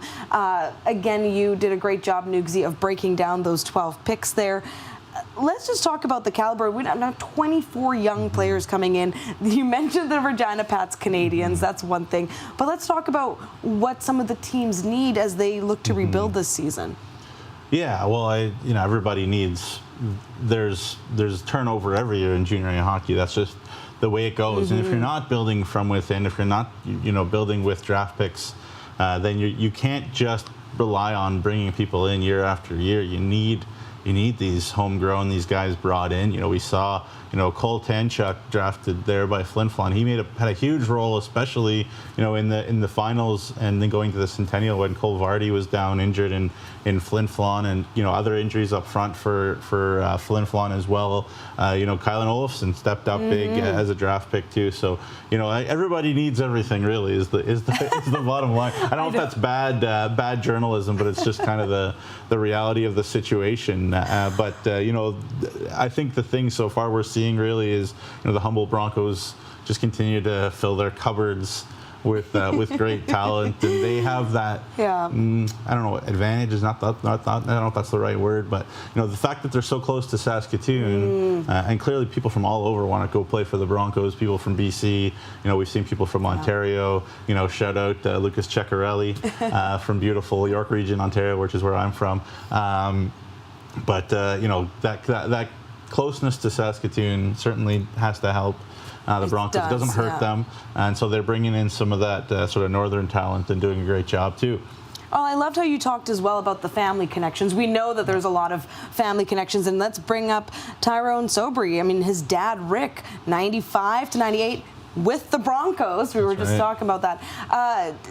What a cool connection to get to be in the league that your dad played in. And then, as you mentioned, brothers playing against brothers, sometimes on the same team, but sometimes not. So that's also a great aspect of the SJHL. Yeah, I love the family connections. You know, the Tyrone Sobry, as you mentioned, his dad Rick, a goalie. So I know, it's funny, you know, usually if a dad is a goalie, he won't let his kids be goalies. So maybe that's what happened. I have heard that. Yeah, moms too. They don't want that. Yeah, and Tyrone will be with the Contacts next year. So, you know, big pickup for them. We have some third-round picks. Yes, we do. We can talk about too as well as we, you know, go through them. And one of the guys that I had my eye on, I should say, eyes on. I got two eyes.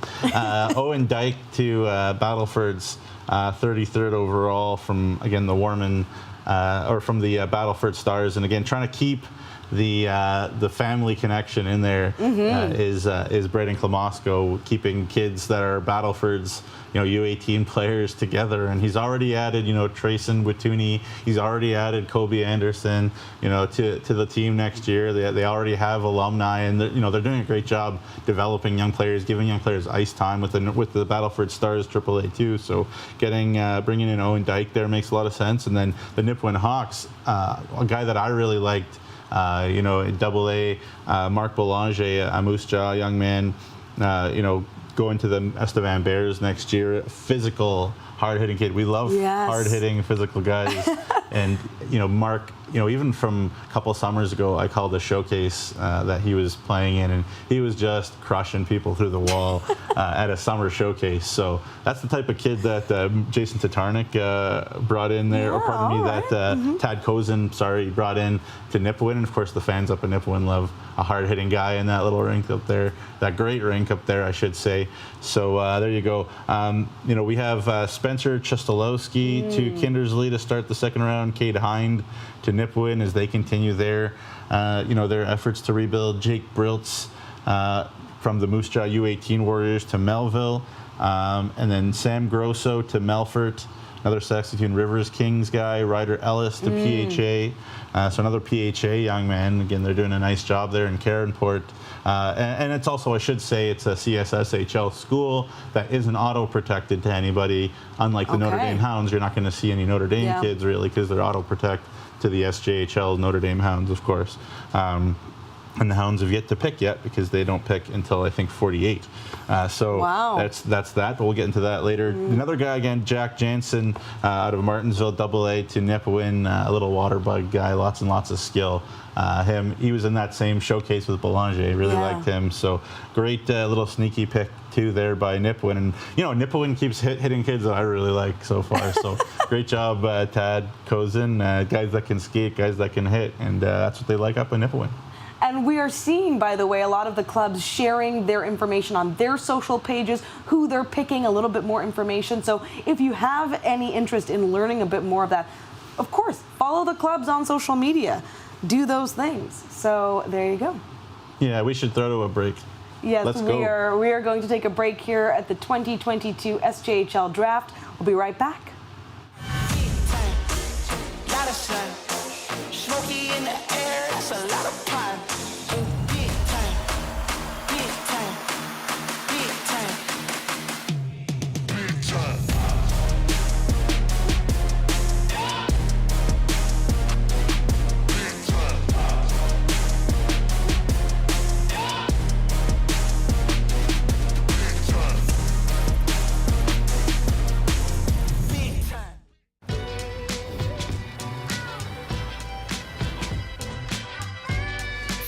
random silly moments.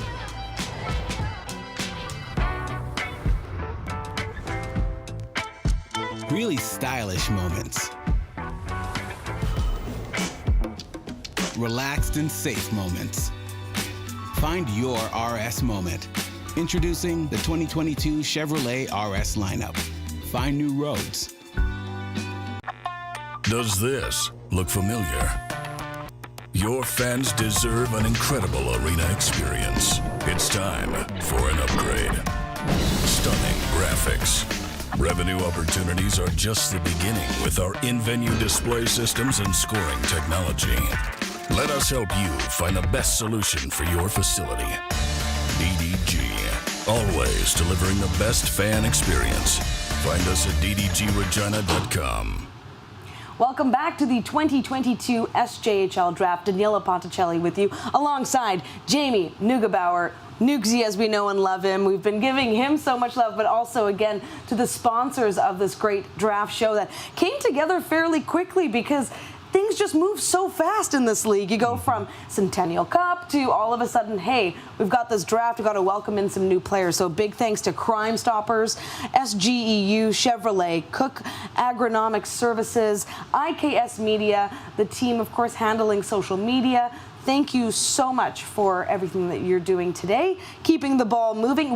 We know that the third round has now wrapped up, and we will be getting some more information there in a moment. But things are moving quite fast. We know that, Jamie. You've done a great job to giving all that information and insight for everybody watching. And thank you again wherever you're watching from. We're taking a look at our social media boards quickly, and teams are just really sharing the love there. Very quickly for you, Jamie, as an insider to this league, how important is it for you to have that social media contact with the team? And they've been really stepping up their games. Yeah, I think that's something that Kyle McIntyre, the new commissioner, also really values, is that connection with the fans and the markets, and using that as well. If you can use that for sponsorships to get your message out. I think even more than going to a website, people click on their Twitter profile or Instagram profile. In my day job, if you want to call it that, I am the social media coordinator, communications guy for the Notre Dame Hounds Junior A too. So that's how I get most of my messages from the team out as well. And I'm sure there's a lot, and obviously the fact that Kindersley's invested in Connor Tate, for example, is a big thing. Weyburn, my great friend, great hire, love Nick Nielsen so much, broadcaster there as well, and he's going to do an incredible job with doing social media. And go down the list, obviously Matty Barrett in Melfort. So not missing anybody out on purpose. But it's just the teams are really investing in that, Daniella. And if you haven't invested in social media as a way of getting your message out, your brand, promoting these players, then I think you're a little bit behind. So that's where this league is trying to kind of catch up, maybe to other leagues, and I think great steps have been taken in the last couple of years, and we continue to move forward. And I'm glad you mentioned the commissioner, because he is incredibly active on Twitter, and I'm sure he'd love to hear from folks, and I'm sure he will hear from people throughout the season, good, bad, and otherwise, because that's what this is all about. It's about a conversation, making the league even better each and every year. And we are so lucky to check in with actually one of the stars of the SJHL, Parker Jasper.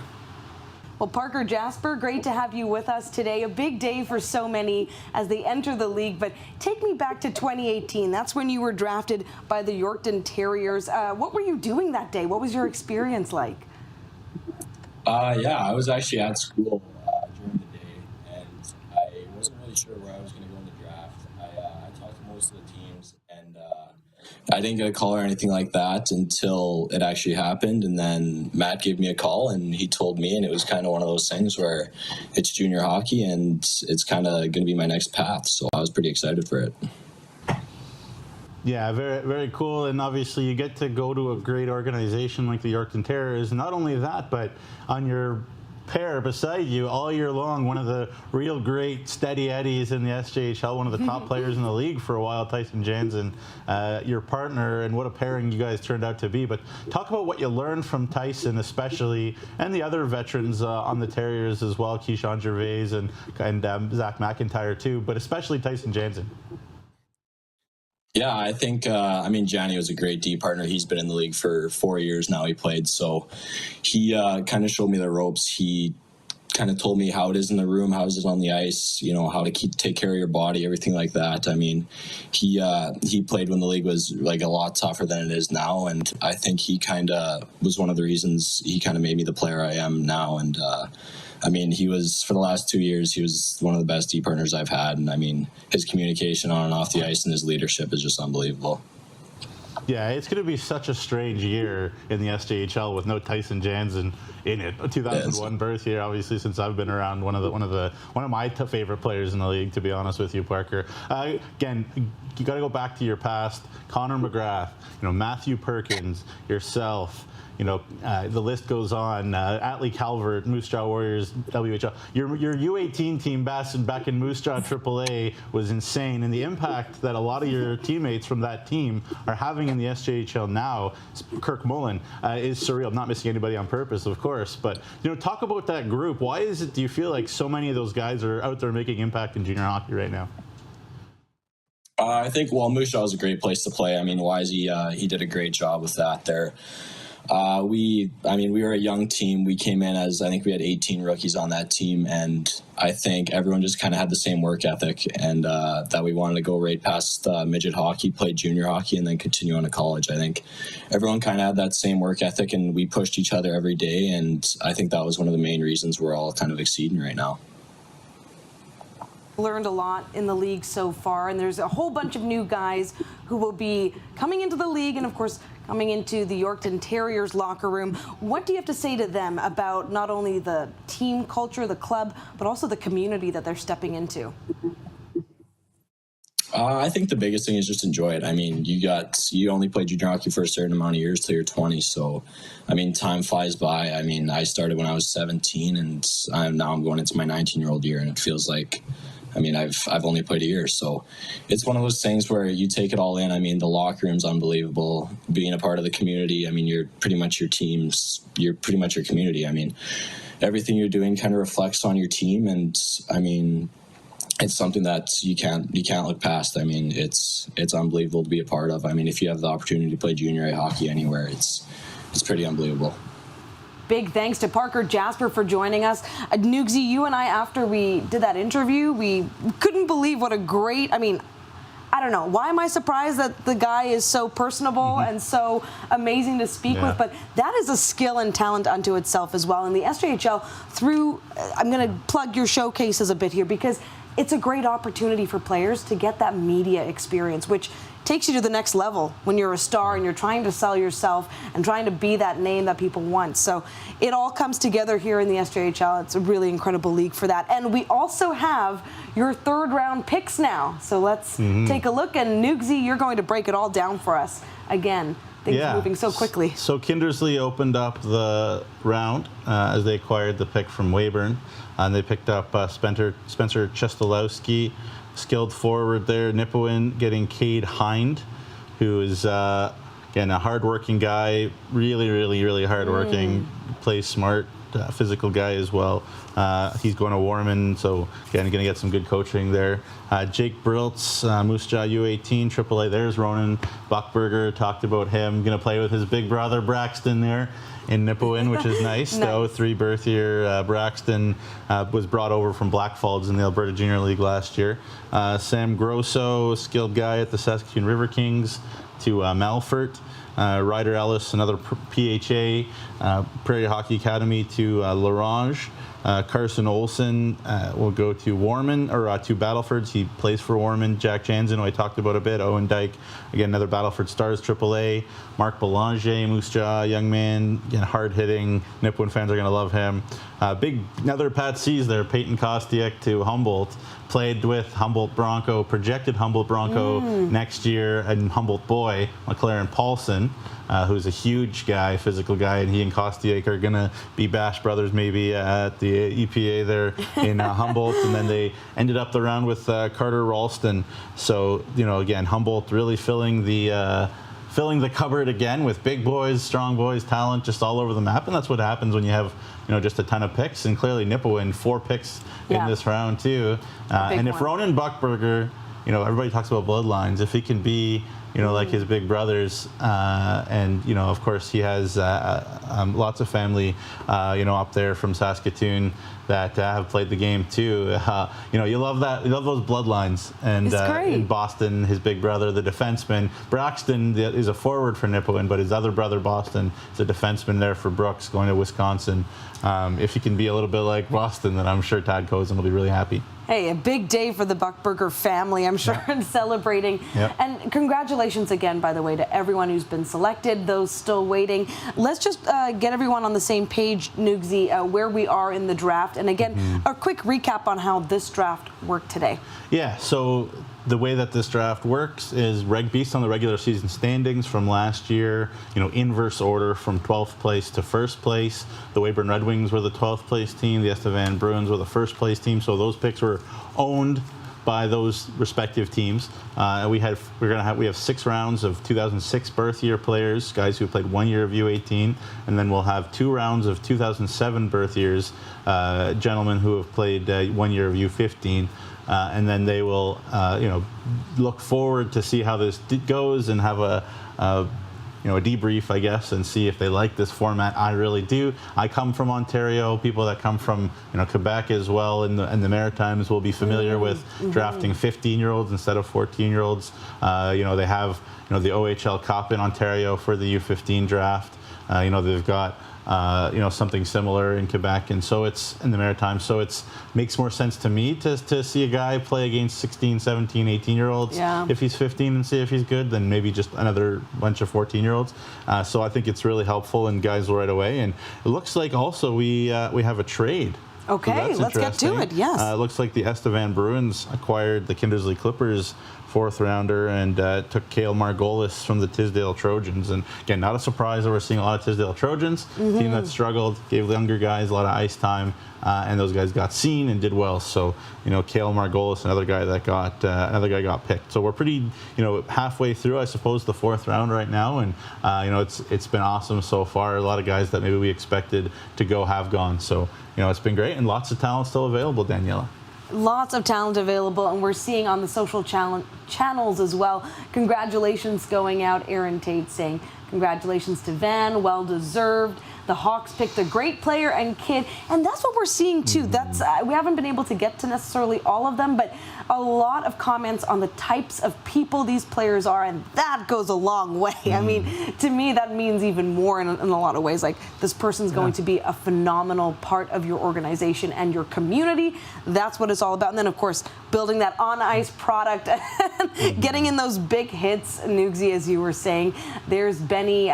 We see a comment there in the 3rd round, 27th overall.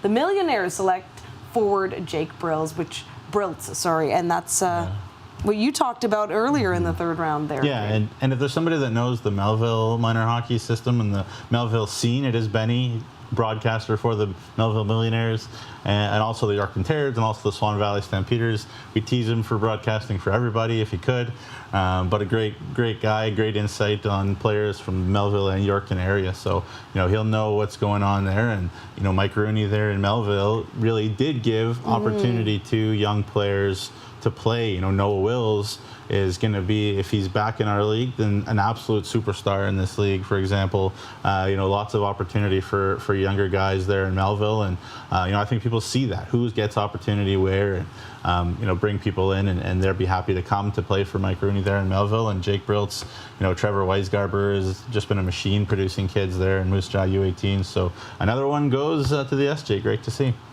And Jamie, you are our SJHL insider, but let's just talk about the fact you are the play-by-play announcer for the Notre Dame Hounds. So that gives you some insight into that team. Can you tell us a little bit about where they're going to be headed in the rebuild next year? Yeah, it's still obviously still a work in progress, as all these teams are. As we're still, in June, and I can tell you that the decor will be much improved. We talked to Parker Jasper, talk about maybe the 3 premium 2003 birth year defensemen in the league last year, and then moving into next year, I expect, and I understand from what I know, that all 3 of them will be back. You have, Noah Barlagi up in Humboldt, you have Parker Jasper there in Yorkton, and then you have Jared Sitch, the Mercy Sandhurst University commit who is going to be at Notre Dame, and he is dynamite, huge, incredible athlete, great skater, incredible human being, so well raised. So having him back there, as well as Sam Kroon, who had an incredible season last year too, burst onto the scene after just a little bit of time in the Alberta Junior League before. He was a monster, productive so offensively this year. Having those two guys to start with is a great start, and they've dipped into that TELUS Cup running Notre Dame Hounds U18 team, as they always need to, because the U18s in Notre Dame always are very, very good. So why not recruit from there? And they brought in a ready-made D pairing maybe in Vinny Paul-Marine and Sam Bourgeois, two guys that have a lot of Western Hockey League guys on them on the back end. So you really start to build on the back end. That's what I love to see. Very interesting to see what the forward core looks like. Don't really know what the goaltending situation is going to look like, but right now for sure feel great about you start with the D core and you worry about everything else after that. Incredible. And we're seeing a tweet from the Battleford North Stars as well. So before we head to our next break, let's talk about Battleford as well. You and I had a chance, I think we saw in person, you and I were part of a couple broadcasts with Battleford. So that was really cool to see them playing. Of course, that's only a small little blip of their season. That's the other great part about the SJHL. There's so much hockey. Like, if you love hockey, you're never going to get enough. Tell me about them and perhaps where they're headed this next season. Yeah, well, look, I've talked many times on the show that Rory McGordon and I did on SJ at noon this year about how I felt the Battleford North Stars as By the good way, as they get were. that plug in one more time. SJ at noon, hopefully Great it comes show. back. Thank you very much. About how I really felt, even though the Battleford North Stars finished fourth in the SJHL, I felt like they were built for next year. They have so many good players. Steve Kesslering, Jake Southgate, they just named him the captain. Jake Grill on the back end. Tynan Ewert, who I think maybe was one of the most underrated defensemen in the SJHL. Again, their question mark maybe is in net. Don't really know if Logan Kenyon, is he the answer? Maybe. I'm not saying he isn't. Don't know. But the way that Braden Klamosko and Gary Childerhose get those guys going, Colby Bear as well, Henry's older brother. So it's just, it's an array of returning guys that are familiar, that know each other, that played well and could take that next step up in Battlefords, and I wouldn't want to face them because they are going to be very good and they have a lot of chemistry and camaraderie already. So, if I was going to, run through a brick wall for one of the coaches in this league, Braden Klamosko would certainly be right near the top of the list. I love that. All right, Nugsy, you and I are going to take a quick break. But before we do that, I do want to give another shout out to our fantastic sponsors today. Crime Stoppers, SGEU, Chevrolet, Cook Agronomic Services, and IKS Media. Thank you so much. What a great team. We'll be right back with more 2022 SJHL Draft. Smoky in the air, that's a lot of prime. Big time, big time, big time, big time.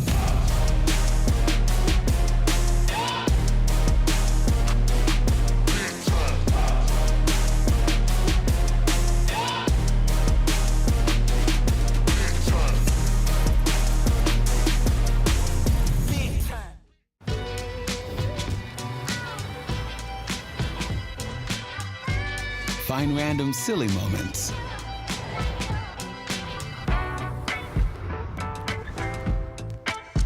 Really stylish moments. Relaxed and safe moments. Find your RS moment. Introducing the 2022 Chevrolet RS lineup. Find new roads. Does this look familiar? Your fans deserve an incredible arena experience. It's time for an upgrade. Stunning graphics.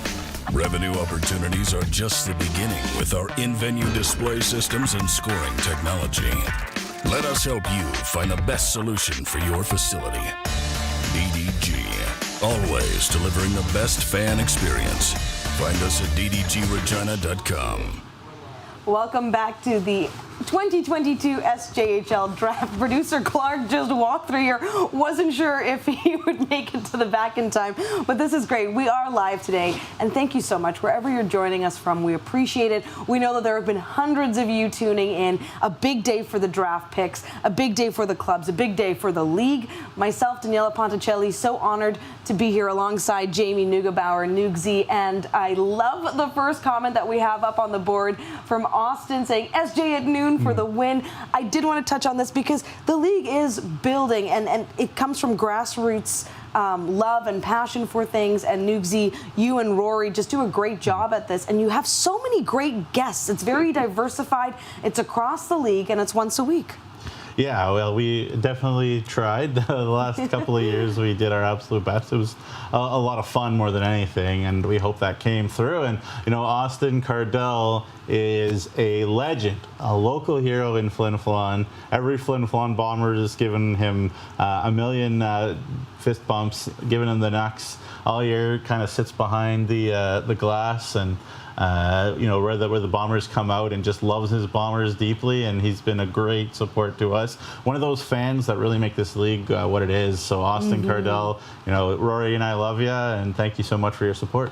Oh, I can't believe we haven't even had more conversations about the fans in this league, because we wouldn't be here without them. And it was so great to see. I mean, finals, it's extra special. People are going to make those trips. The 800-kilometer trip, that's only one way.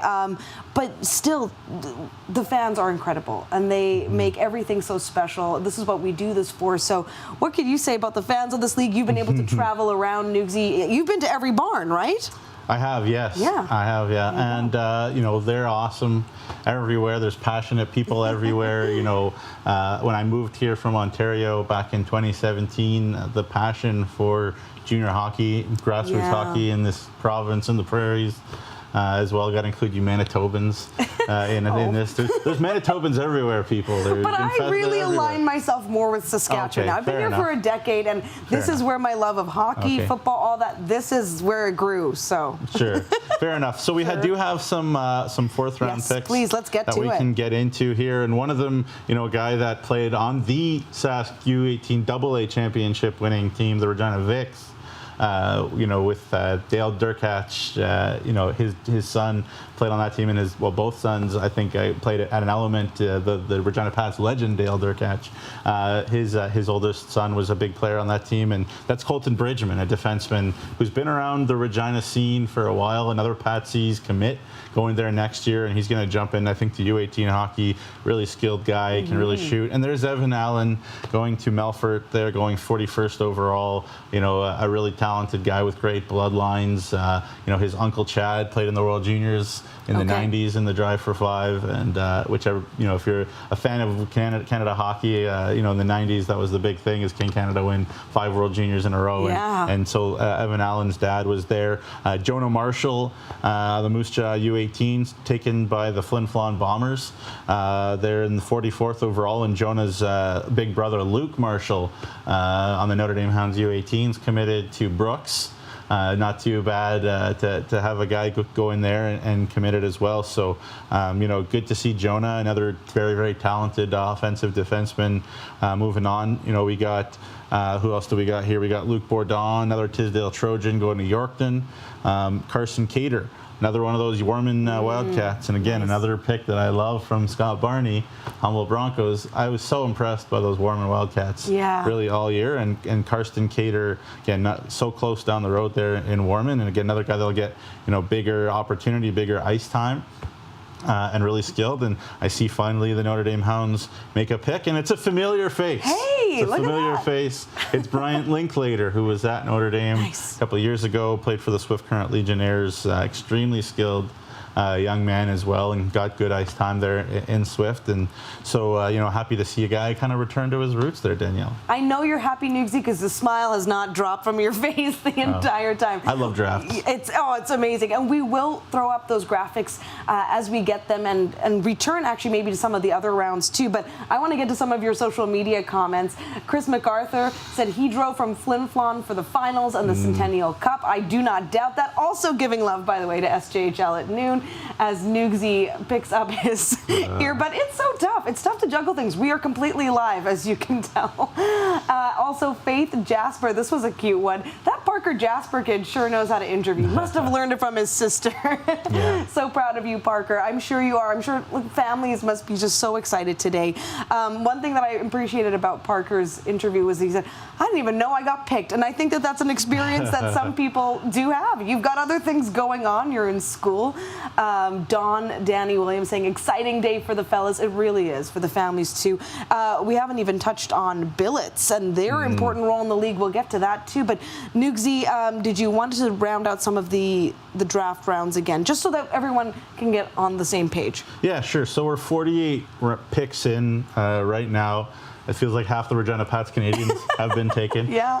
Of course, lots of contacts and everybody, Warman Wildcats. You know, it's such a great U18 league. I'm not just saying that because I've lived here. I'm saying that because I've compared it to other leagues. Yes, exactly. You've got that perspective. To watch them, I watched a lot of, for example, GTHL, Greater Toronto Hockey, U18, AAA, and honestly, the Saskatchewan League, I enjoy watching it a lot better, with no disrespect to the GTHL. They do produce a ton of players, obviously, because it's the Toronto area, but you know, really love it. The talent level coming out of Saskatchewan U18 is huge, and should also mention that the U17 Hockey Canada camp was announced.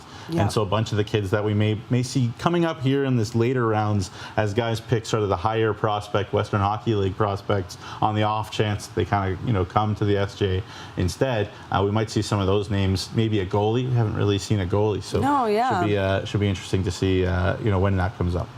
And Nugsy, like, draft day is, of course, big day for the families, for the players, for the clubs, everything in between, but a really big day as well to promote all of the talent and the sort of different channels where they can go. You talked about the Dub, you talked about some other places, but where is the limit for these folks? Yeah, well, that's the thing. I mean, the Saskatchewan Junior Hockey League is a developmental league, which means it's all about, you know, where's that next step that young men can go. And, you know, we can't be afraid to say, hey, this kid's goal and dream is to play in the Western League. Yeah. Maybe he does that next year. Maybe he does that in a couple of years. Maybe his goal and dream is NCAA Division I. We've seen a ton of Division I NCAA commits coming out this year with U Sports Canadian University too. So love to see it. And a guy, Daniella, that we're going to, whose goalie is going to U Sports as well as one of his forwards, Braden Curran. Scott Barney, I understand, is with us. Welcome, Scott. Nugsy, are you able to hear Scott? I wasn't. Can we hear you now, Barney? Yeah, can you guys hear me? Yeah, we can hear you now. That's just exactly the TV that people want to hear, right, Daniel? Can you hear me now? Can you hear me now? Hey, I'm still having a hard time, but you take it away and chat with Barney. Yo, so Barnes, just so far, how you liking your draft? Yeah, really happy. You know, our scouts have put a lot of time into this. With our first pick there, 6th overall, we got Matthew Van Blaerkom. We feel he's a player that kind of fits our system, skates well, has some offensive talent, but also has some a guy that doesn't shy away from the game, and you know, I feel I have every opportunity, like all of our picks, to come in and make the team. Yeah, you know, the next pick. Sorry. No, next pick, the right-hand D, Simon Martin. You know what? Type of player who likes to get in the rush. We feel there's a really high ceiling there with Simon as well. And another player, you know what? We'll give him every look here at training camp. And if he has an opportunity to make our team, he'll stay. About 3 minutes. That's okay. We are live. Everything's moving, and you're still connected to the Zoom call as well, right, Scott? Yeah, I believe so, but my call's on mute there. Okay, gotcha. Okay, well, tell me again how these picks are going to fit into the culture and the type of team that the Broncos want to be into the future. Yeah, we want, you know, a big thing is good kids, right? And good hockey players as well. And it's a big part of our culture, especially what we built here in the last few years in our room. We also selected Connor Miller, who's got a high-end upside with the skill. And then we also drafted next was Tyrone Sobry, whose dad played for the Broncos, has a good connection here. And we're looking forward to having all these guys compete for spots, make our team better, and then move them up to the next level. Yeah, I wanted to ask you, Barnes, about the behind the scenes too for the Bronx. Every GM gets to make the picks, and obviously you watch a lot of hockey, I know. But you know, talk about your scouting staff and the support staff for the Broncos that, you know, make a day like this possible, that you guys can refill that cupboard. Yeah, they've done an outstanding job here with the draft. Luke Struby, Cam Blair, Jesse Forsberg, Paul Struby, and they've done an excellent job here. And they put a lot of time in the rink. And you know what? The rewards have paid off with some of our picks. Like you mentioned earlier, Matthew Perkins going on to a scholarship and into the USHL next year. And Humboldt Broncos all about putting kids to the next level. And we don't want to hold kids back, and we want to see them they get the best opportunity they can. And another one of your draft picks, Rory McGoran, who went with you a lot too. I know I heard to different rinks around. Of course, I'm kidding. He's the broadcaster and the marketing guy for the Humboldt Broncos. But those type of people are so important in this league, aren't they, Barney? Yeah, they are important. You guys have both done a great job there, Daniella and Nukes, and I know Rory's a big part of that usually with you guys. And you know, you wouldn't be able to have a show like this today wasn't for that support. And you know, at IKS Media's done an outstanding job, and you know, I know all the players and the league appreciate all the support. And why don't we just bring fans into really what happens at this point of the year for teams, for head coaches, GMs, just like yourself. What is going on, not only draft day, but the next steps into the next few months? Yeah, obviously we got to evaluate which players are coming back, and I think that's a big part of our thing. We have a lot of players moving out and moved a few on to the next level, and hopefully we can replace them. And that's a big part of our culture, is getting guys ready and filling spots that you're losing guys. Well, you're on a great track, a great path today with those draft picks. Thanks so much for joining us, Scott. No problem, Daniela. Thanks. Great to have Scott Barney on from the Humboldt Broncos, head coach GM. Wonderful to have that live feedback happening as we go. He seems so proud of his picks, as he should be. I think everybody is today. A big day, lots of thought goes into it, and I do appreciate that he gave a shout out to Rory and all the hard work that all the broadcasters do, because it's a double-barreled role, triple-barreled, I don't know, quadruple. You're doing a lot. Yeah, I mean, everybody in the league who's a broadcaster has different roles on top of being the broadcaster. I mean, you want to shout out Megan Hayhurst and her husband up in Larange as well, taking that role on with two hands. Great to see her doing that work. She's amazing. I was going to give a big shout. I'm a big fan, I will say, and love following her on social media. I mean, that's what it's about too, bringing up all kinds of talent. She's so passionate. You got to follow her on social media if you haven't already. An incredible photographer too. Just takes some great photos. So if you're in the Larange area and you need some photography, she's not a sponsor of the show, but Megan Hayhurst, look her up. She's a great photographer as well. We've got to love the photographers too. Obviously, you know, Kelly Jacobson. I've mentioned. Go down the list. Down there, Broadleaf Media in Melfort. You go through them all. Like, really, the shots are incredible. Billy Durr Photography in Estevan. You go down the list. It's amazing. Not missing anybody out on purpose, but again, we love all that work that everybody around this league are doing. And it's important to note that all of these things contribute to the product that we see in the league that I know Commissioner Kyle McIntyre wants to continue building on. Fantastic work from Bill Chow over the years. It is a strong league, and you only get better by that exposure, and you get that through great photography, great broadcasters, all of those people making it possible, including the Billets. Can we give them a quick shout out? Because what can we say about the people that make this possible, that these young men can actually live in these communities and thrive in their studies and on the ice? Yeah, and also I gotta say, we need an alarm, like a frog. We finally have a goalie picked. Yes, okay, let's do that, and then we'll talk Billets. So the probably the guy that many thought would be the first pick of a goalie for this draft has gone. And it is Eric Call of the Saskatoon Blazers, big boy, to the Weyburn Red Wings, as they they have some young options in net already in Jackson Fellner and Daza Mitchell, but Eric Call, again, on the Blazers, a very talented young man, big boy already at 6'2", 160 pounds, Saskatoon kid, and again, should have that load, I think, in the Blazers as well again. So, I'd love to see the goalie union get a representation, and Call is going to get there. Be interesting to see if Luke Brunin gets picked. Obviously, Call is also a Tri-City Americans guy. Other goalies to go, maybe Jacob Morris, who played behind Keaton Pine with the Patsies, played a big role when Pine was gone with the Pats. Jaden Krause, the Mintos, and Chase Wutsky out of the Contacts, also potential goalies to go. Ryan Bain is also gone too for Moose Jaw, the goaltender. So got to mention those two guys. There you go. So 2 goalies have been picked. Bain to Estevan to play the net, and Weyburn to Eric Call. There you go. Good on you guys for picking goalies. Yes. Goalies are people too. Yes, they are, and they're very important. Yeah. I mean, we saw phenomenal goaltending throughout the playoffs, throughout the finals. I mean, I gave love to that 43 save shutout that I believe happened in Estevan, and that was just randomly in the middle of the season, so it tells you the depth of that talent. Can we quickly touch on the current goalies, Nugsy, and sort of who really stood out this year for you that you got to have a chance to see?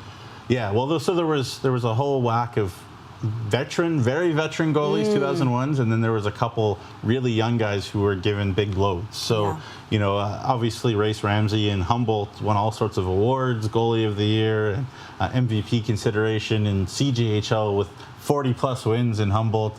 That's obviously amazing. Boston below us and the Estevan Bruins, he was outstanding. Cal Shell, Flin Flon does not. And with all due respect to that team, they do not go to the SJHL finals. They do not do well at the Centennial Cup without Cal Shell playing as well as he does. So 2001 birth years, veterans, Matt Pizzenti down in Kindersley, got to mention him, was absolutely unbelievable. You know, faced a lot of rubber, but he was unbelievable. And then, you know, a couple teams that you know, gave young guys the nod. You know, in Notre Dame, where, you know, I got to watch him a lot. The youngest starting goalie in the league, Austin Elliott, was awesome at times, had some growing pains at other times, but, you know, overall I'd say it was a positivity sandwich. Started amazing, had a bit of a struggle in the middle, then was amazing at the end.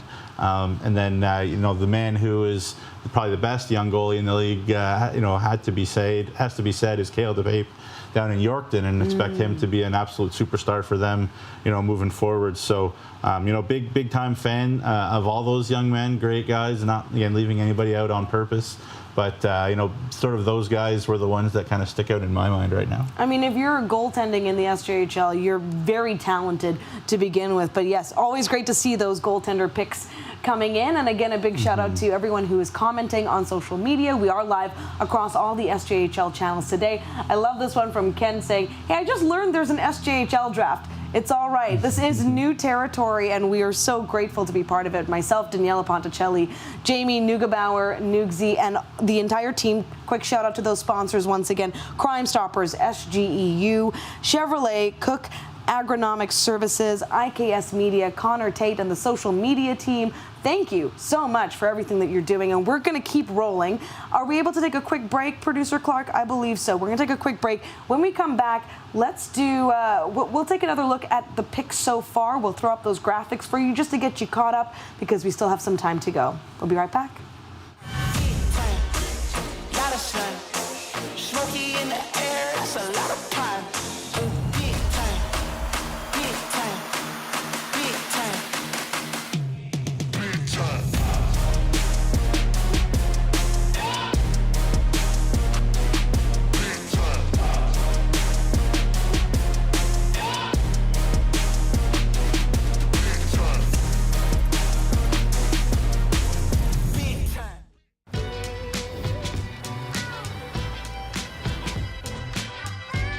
Find random silly moments.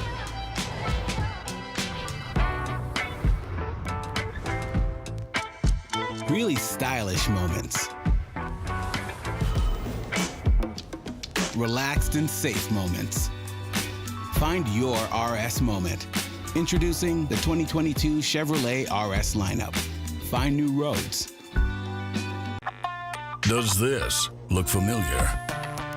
Your fans deserve an incredible arena experience. It's time for an upgrade. Stunning graphics. Revenue opportunities are just the beginning with our in-venue display systems and scoring technology. Let us help you find the best solution for your facility. DDG, always delivering the best fan experience. Find us at ddgregina.com. Welcome back to the 2022 SJHL Draft. Daniella Ponticelli alongside Jamie Neugebauer. He just makes me laugh. We had a little technical. Feel free to laugh at me at home too, everybody. It's live. In the Notre Dame coach's office, they laugh at me all the time. So fair enough. It's live. I'm trying to be professional and not laugh, but I mean, I can't help it. Thank you again for joining us. This has been a fun morning so far, and we're very fortunate the team at IKS Media. They've been phenomenal, along with Connor Tate and his team, to get us some great graphics up. And we're going to take you through the first couple rounds, including the 4th round and those picks. So let's take a look up on the screen at the first round picks. There they are, 1 through 12. Quick thoughts. Yeah, Rhett Vedras, he is a bona fide #1 overall pick, big minute munching defenseman, mobile that everybody wants. You know, Brock Evans, I've talked about him a few times.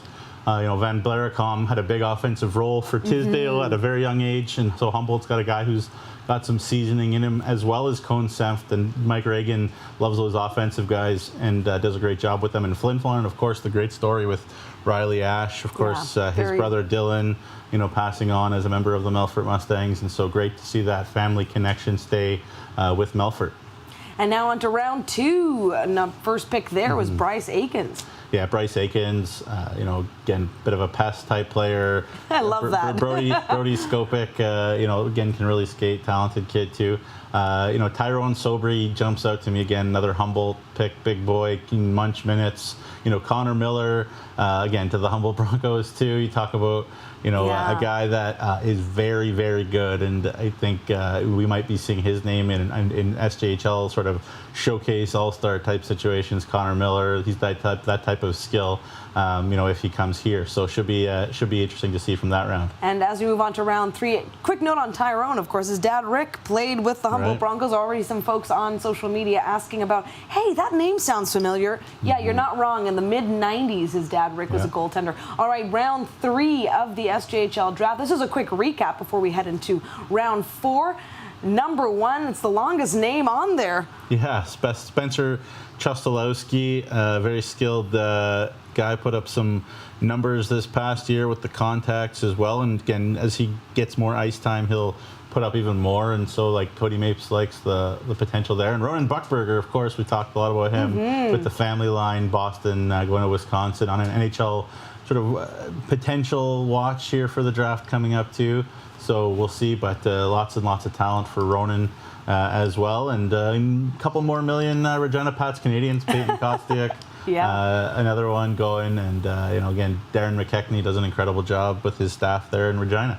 And now for round 4, we haven't really had a chance to dig into this too much, but here is the full graphic to show you round 4, another great draft round. Yeah, Evan Allen is a guy maybe I thought go a little bit earlier. Talented guy out of the PHA. Colton Bridgman going to Flin Flon, you know, very, very talented. I thought, you know, he could have been a AAA guy this past year too if he ended up playing on the best AA team in Saskatchewan. So it doesn't, no harm done there. Obviously developed and played a lot on a very good team as a youngster there for Colton Bridgman. Ryan Bain, first goalie taken, and of course Bain, you know, out of the Moose Jaw U18s, which is also where Cale DePape went. So you know, I guess Estevan looking at that chain as maybe a place that can recruit goalies, and you know, there's Bryant Linklater back to Notre Dame. He was a Notre Dame high school student, went to Swift Current last year.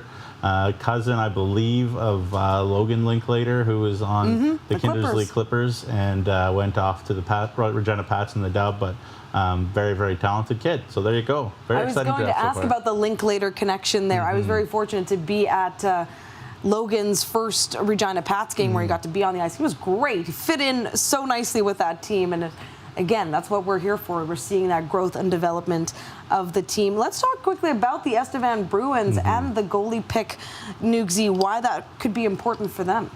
Yeah, I mean, I think Jason Tatarnik knows that you just need everything in the draft. That's just the way it goes. And you might as well have, you know, who they believe was the best one available, and they picked Ryan Bain, and fair enough. You know, the U18 league in Saskatchewan is often, just like the SJHL, often a relatively veteran-dominated league. So when a guy gets considerable ice time like Bain, then he'll, you know, get a lot of consideration, as will Call that Weyburn took the next round, the Saskatoon kid too. So you know, Jason Tatarnik just had a great 1-2 punch in Boston below us, and Cam Hrdlicka coming in, and I expect fully that Cam Hrdlicka is going to be, you know, if not then one of the best goaltenders in the Saskatchewan Junior Hockey League next year. He's so unbelievable and put up huge numbers this past year, sort of as the 1B behind below us. Great attitude as well. And so Bain's coming into that situation. They also have, the Estevan Bears goaltender Jackson Miller, who's in their system too. So they have some good talent coming up all over the place in Estevan. And, Jason Tatarnik coming off of a championship. He's going to keep recruiting good, talented players. And Bain's another good one. Not the biggest goalie, but you don't have to be these days. Exactly. The skill is what counts. And I also want to give a shout out to all the goaltenders I had the pleasure of getting to interview, oftentimes after a game.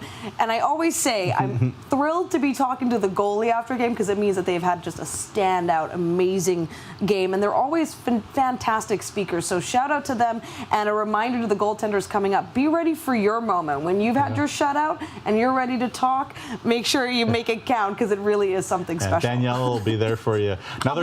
Another goalie is gone. We should have got a goalie bell, by the way. Next year, we've got it. Here in the fifth round, Larange is taking Chase Wutsky. And, I mentioned a bunch of goalies sort of off the top of my head there. And I was very remiss to miss Xavier Cannon in Larange, who had a remarkable career for the Larange Ice Wolves. And when he was in, their numbers were insane, incredible. And, when he was out, they really took a dip. So he was clearly very, very important to Kevin Kaminski and his team up in Larange. Big guy, and could make a million saves as a result. And so Chase Wutsky, kind of in a similar mold. Daniella, big boy out of the Saskatoon Contacts, played a good amount of hockey last year, 21 games in the regular season for the Contacts, a team that was a little bit of a rebuild after they had a veteran team during the shortened year with Riley Height and Braden Yeager, some guys named those guys supporting that group. That would have been crazy during the pandemic shortened year. And then this year was a bit of a rebuild for the Contacts until they got Berkeley Catton back. But that, Wutsky, again, a big part of that team. And he's raw, but he'll develop. And Kevin Kaminski, I'm sure, will keep a close eye on him all year. Are you ready for this? Oh, there we go. I got to do a better job. There you go. We got our goalie horn there going. Love the goalies. All right, there you go. Thank you to producer Clark for finding this. I was like, what on earth is this little trumpet? But there you go. Well, we saw Chris MacArthur in the chat room there. He said Cal Shell was the best goalie. I would love to see who you in the chat room thought was the best goalie in the SJHL last year. There's so many good options. Yeah, be as biased as you want to. This is the time to do it. Where you can give lots of love to everybody who has been picked.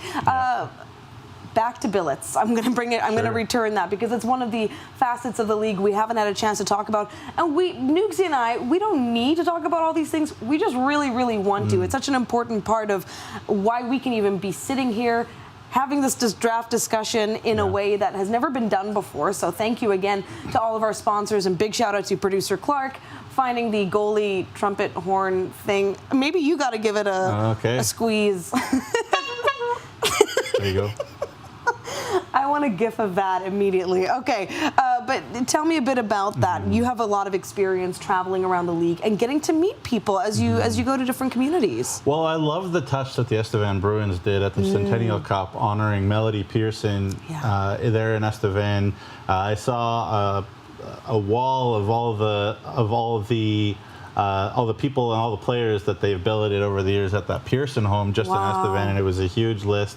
I know it's the same, probably every community has a Pearson family equivalent that does a great job taking in families. I know that's how the Hayhurst, Megan and Mike Hayhurst got involved. They were billeting, I believe, Alejandro Apud, who just committed to Robert Morris University up in Larange, and maybe some others. But you gotta have a huge heart, but it's rewarding. And they always say, these billets, you get more out of it than you give if you're billeting. So we invite you, if you're out there watching, to consider getting in touch with your local team and asking if they need billets. It's great. And you mentioned the families that bring in multiple players, but even if you just help one, think about that. Think about the future you're sending them out on and helping them grow in the community. We are very pleased now to bring in your 5th round picks. Things are moving. I want to give it a squeeze again there.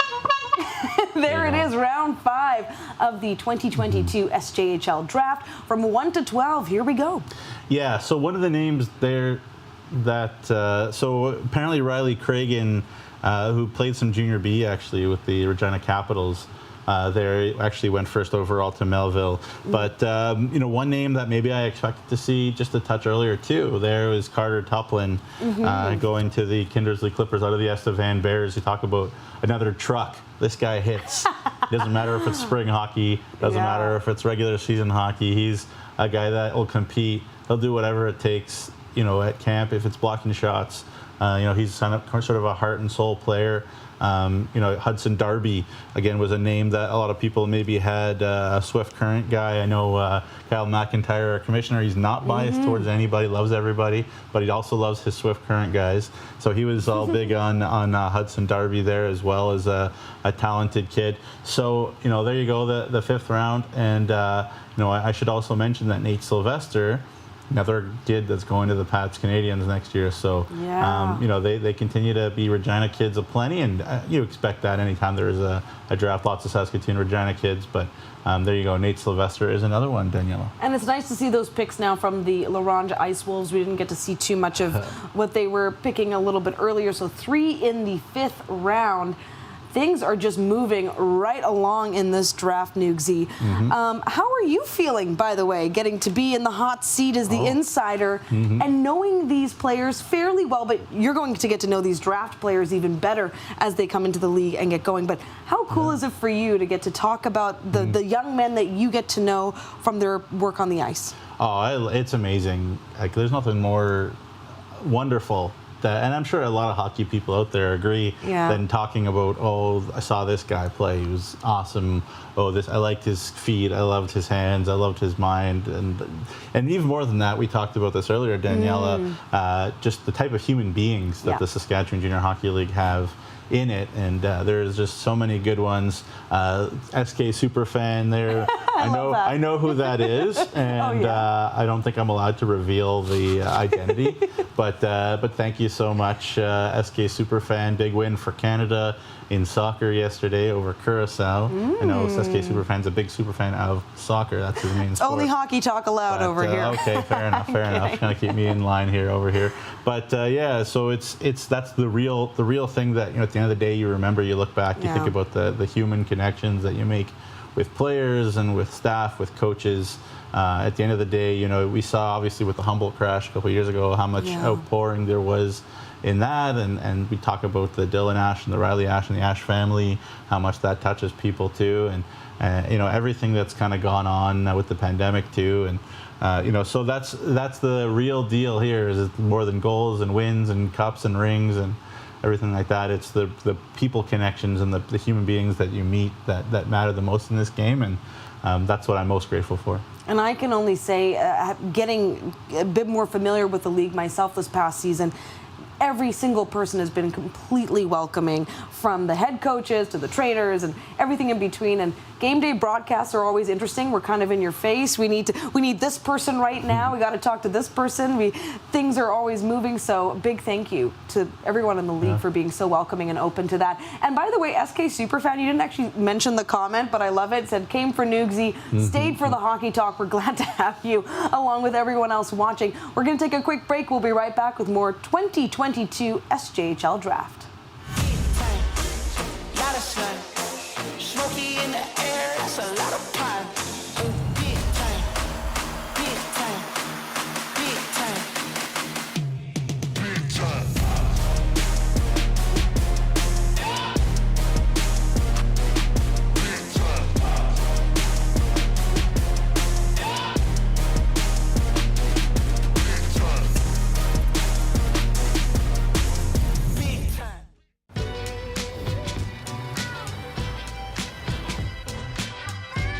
Find random silly moments.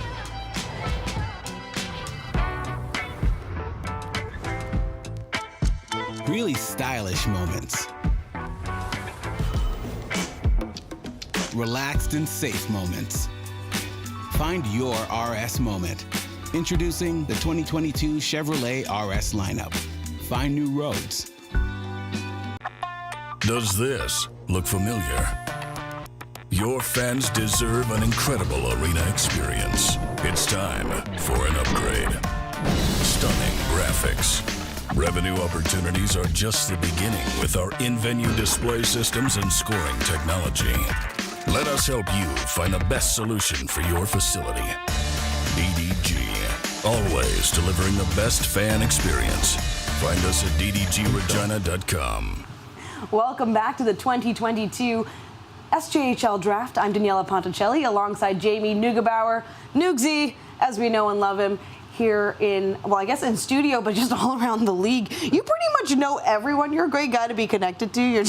I think you got everyone on speed dial, if that's even a thing in today's day and age, at least in your phone. But a big thank you once again to all of our sponsors making today possible, making this production, I should say, possible. The league is the one with the talent and all of that, doing the draft pick, doing the hard work of choosing those players. So big thanks to Crime Stoppers, SGEU, Chevrolet, Cook Agronomic Services, IKS Media, 998 Media, Connor Tate. I may have forgotten someone. If I haven't said your name, please know that we are very grateful. But those are our sponsors for today. In quick succession, this all came together. We're very fortunate that that was the case. We are right now in the midst of the 6th round, the last one of the 06s, correct? So Nugsy will jump in as we know, but we'll also make sure that we get those graphics up again for you. The full layout of the land. You can take a screen grab, share that to social if you want. I did want to get to the Melville Millionaires, Nugsy. They've been very active on social today, rightly so. They're making their picks. They're very excited about it. Yeah. Tell me what you see for them in this upcoming season. Yeah, I mean, it's interesting to see. Like, they had a lot of turnover. They lost their captain, Jonathan Cron, to graduation. He's going to Trinity Western at U Sports. He's going to do a great job there. Mike Rooney's done an incredible job recruiting, and I think there's been a lot of coaches the last number of years in Melville, and every time a coach comes in, they often try to put their stamp on things. So Mike Rooney's needed some time and taken some time. I think they not too many teams know their goaltending situation going into a year, and I think Melville might be one of them. And Jared Thompson and/or Alexis Giroux, they're in Melville, and they had some incredible times, and that's where you usually start. One of the truly underrated D-men, Steady Eddies. I love my Steady Eddies too.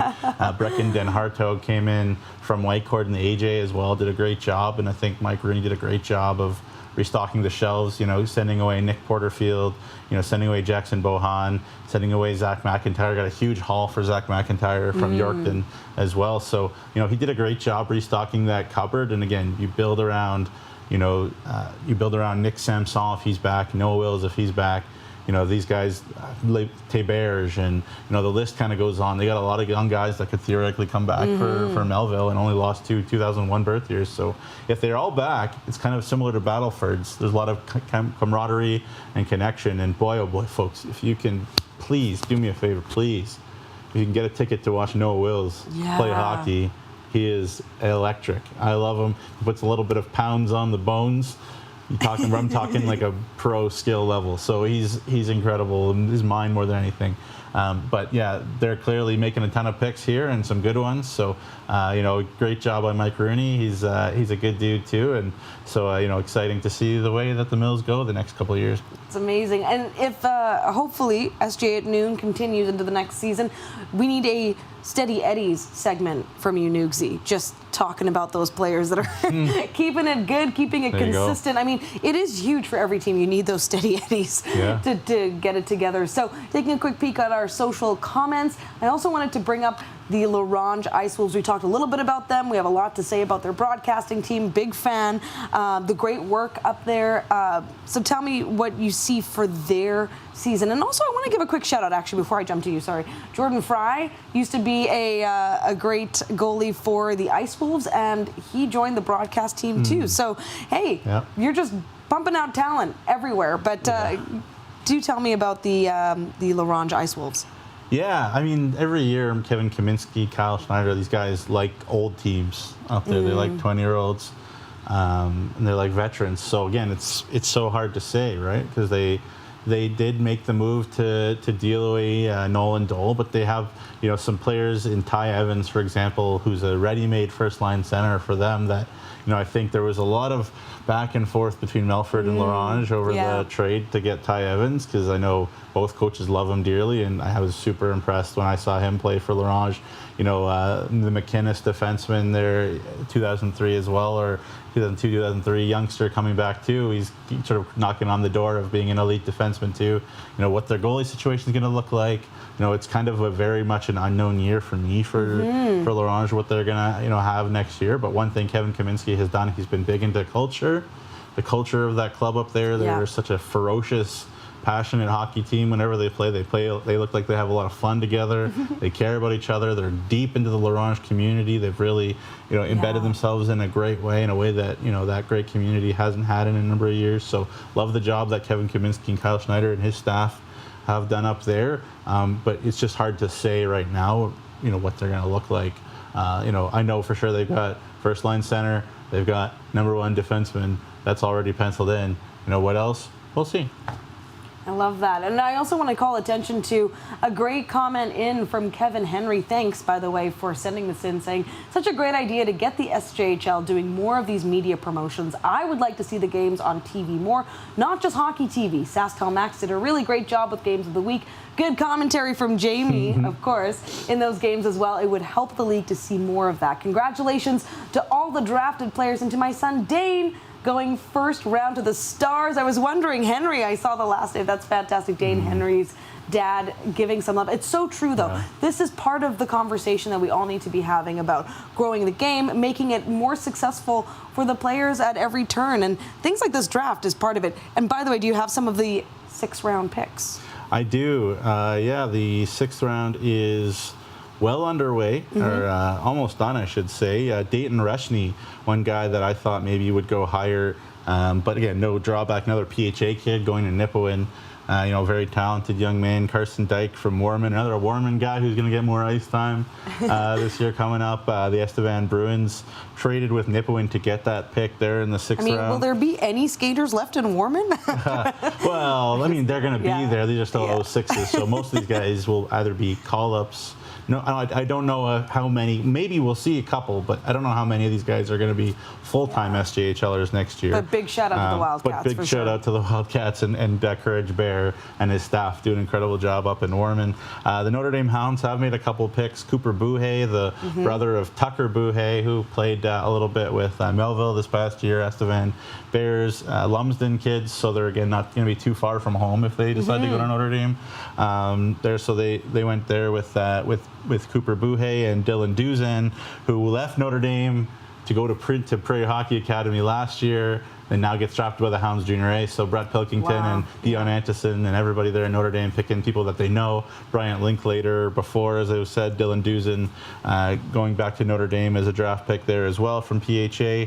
And I got to mention in Melfort, Lucas Bourne, another Prairie Hockey Academy young man, his dad, Graham, a long-time Regina Police Force guy. So those first responders, always a big-time thank you to them. I know the Jerome boys, Walker Jerome, again, should be a big-time player up in Larange. Didn't forget him on purpose. But Walker Jerome, his dad Todd, and Peyton, who was in the league for a long time Regina Police Force as well. And so Lucas is him and his family are good friends to my family. So I'm happy to report on that as well. And there you go. I'm supposed to ring the goalie bell. Yes.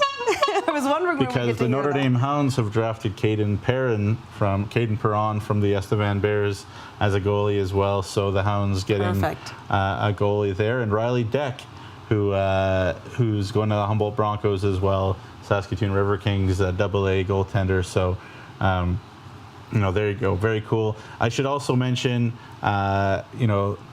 Dawson Gerwing, another Battleford Stars player, and their rivals, the Kindersley Clippers, stole him. And so Braden Klamosko might have to put in a call to Ken Plaquin. The drama. We were waiting for the draft drama. Yeah, no, just kidding. There's no, as long as he's not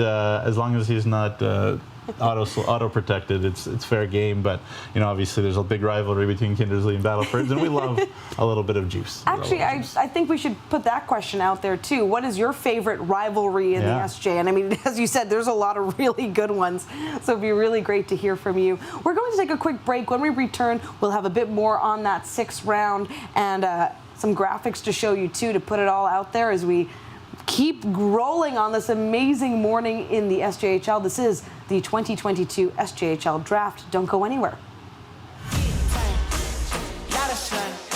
Smoky in the air, that's a lot of pine. Big time, big time, big time, big time.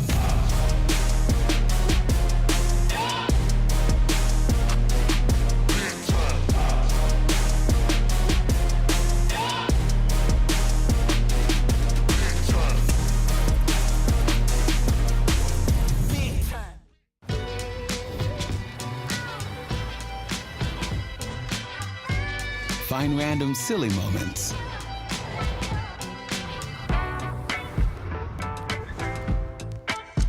Really stylish moments. Relaxed and safe moments. Find your RS moment. Introducing the 2022 Chevrolet RS lineup. Find new roads. Does this look familiar? Your fans deserve an incredible arena experience. It's time for an upgrade. Stunning graphics. Revenue opportunities are just the beginning with our in-venue display systems and scoring technology. Let us help you find the best solution for your facility. DDG. Always delivering the best fan experience. Find us at ddgregina.com. Is this on? I don't know. Oh, we are now. Hello. Hello. Are we live? Oh no. We are live. Hey. The light is part of it. The lights are dimmed. The lights are dim. We'd like to thank everybody for tuning in. It looks like we've gotten to the end of the 06s. And we'll get a graphic up, I believe, as soon as we can. And then the 2007 birth years will get their picks. But Daniella, I got to say, doing a great job. Oh, thank you. I believe this is your first draft that you've This is broadcasted totally my to, first so draft, and I love it. And I love the messiness of live TV, live broadcast. It happens. It's great. Yeah. But yes, very glad to have everyone joining us. And we do have a little bit. We know a little bit more about the 6th round, I believe. Mm-hmm. So yes, take it away. So we have Dayton Reshny, whose big brother Austin. I believe he was in the Alberta Junior League. Carson Dyke, another Warman Wildcats we talked about. Ethan Dartig, who is a Melville Millionaires trade back. He was sent back to the pick was sent back to Melville. Dawson Gerwing, who we kind of chuckled about there, was a Battleford Star drafted there by the Kindersley Clippers. I think that's okay in the bylaws. I'll have to talk to Kyle McIntyre. Dylan Dusen, back from Prairie Hockey Academy in Karamport. He was a Notre Dame Hound last year, drafted now by the Hounds Junior A, so again, Brett Pilkington knows him. Tate Donkin going to Larange. The Saskatoon River Kings get back into it, AA U18 up there. Trey Penrod from the Tisdale Trojans to the Yorkton Terriers. Caden Perrin, talked about the goalie horn. Notre Dame picked up him from the Estevan Bears. Sweet spot with that one now. He and Jackson Miller split some time there in Estevan. Lucas Bourne, big-time gym rat, hardworking, excellent character, young man from Prairie Hockey Academy to Melfort. There we go. Round 6. Okay. There's round 6. I'm gonna do a little. Yeah, there you go. So that's round 6 there for you. Lucas Bourne to Battleford's. We are missing. Sorry, I just want to interrupt you. Number 2 and 3 are the same there, so there was just a little. We'll get that graphic off. Just go with what I'm saying. Go with what I'm saying. Follow Noogsy's voice to the. So we have Rechny to Weyburn, Dyke to Nipawin, Dartig to Melville, Dawson Gerwing to Kindersley, Dylan Dusen to Notre Dame, Tate Donkin to Larange, Trey Penrod to Yorkton, Caden Perron to Notre Dame, Lucas Bourne to Battleford's, and again, big fan of his. Kyle Lardner to Melfort, which I read that wrong in the first place. Riley Deck to Humboldt, another couple of Saskatoon River Kings. Again, the whole Saskatoon River Kings team is being picked here.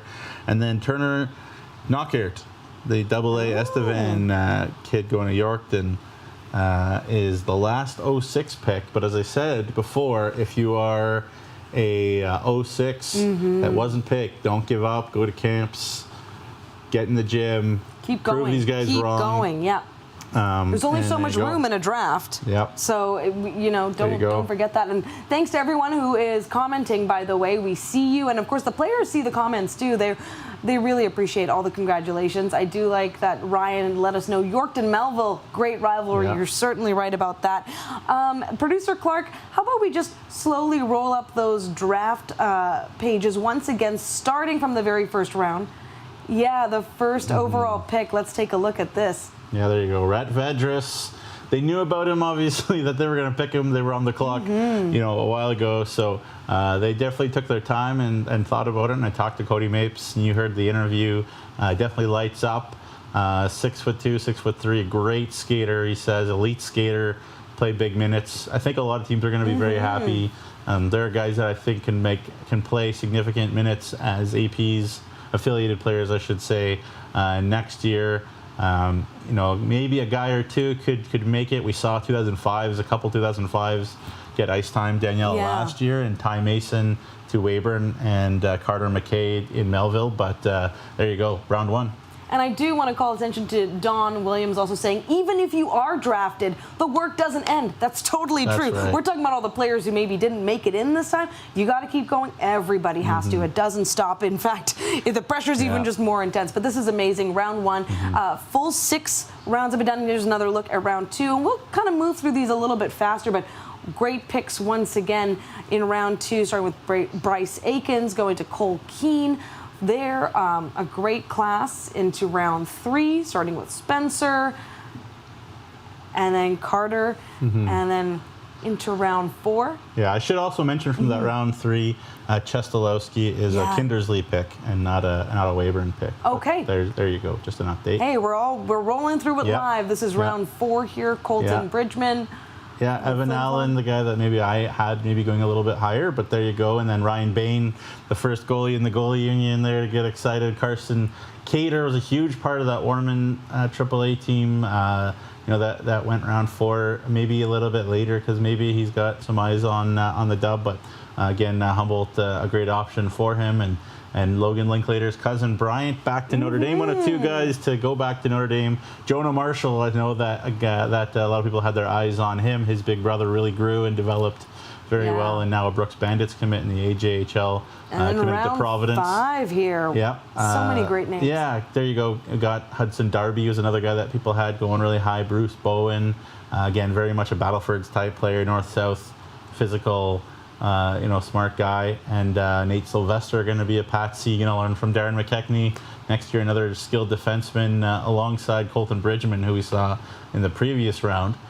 So there's 2 guys, again, that Darren McKechnie is going to get his teeth into. And we're going to have Nugsy read out once again round 6 as the incredible team here is putting together those graphics. We are live. Thank you for joining us, by the way. We're entering hour 3 here. It has been a lot of fun, Nugsy. Yeah. I always enjoy learning from you. The information you have on this league is just second to none. You did so much great work and research and information gathering before tonight and throughout the season, part of the SJHL at noon.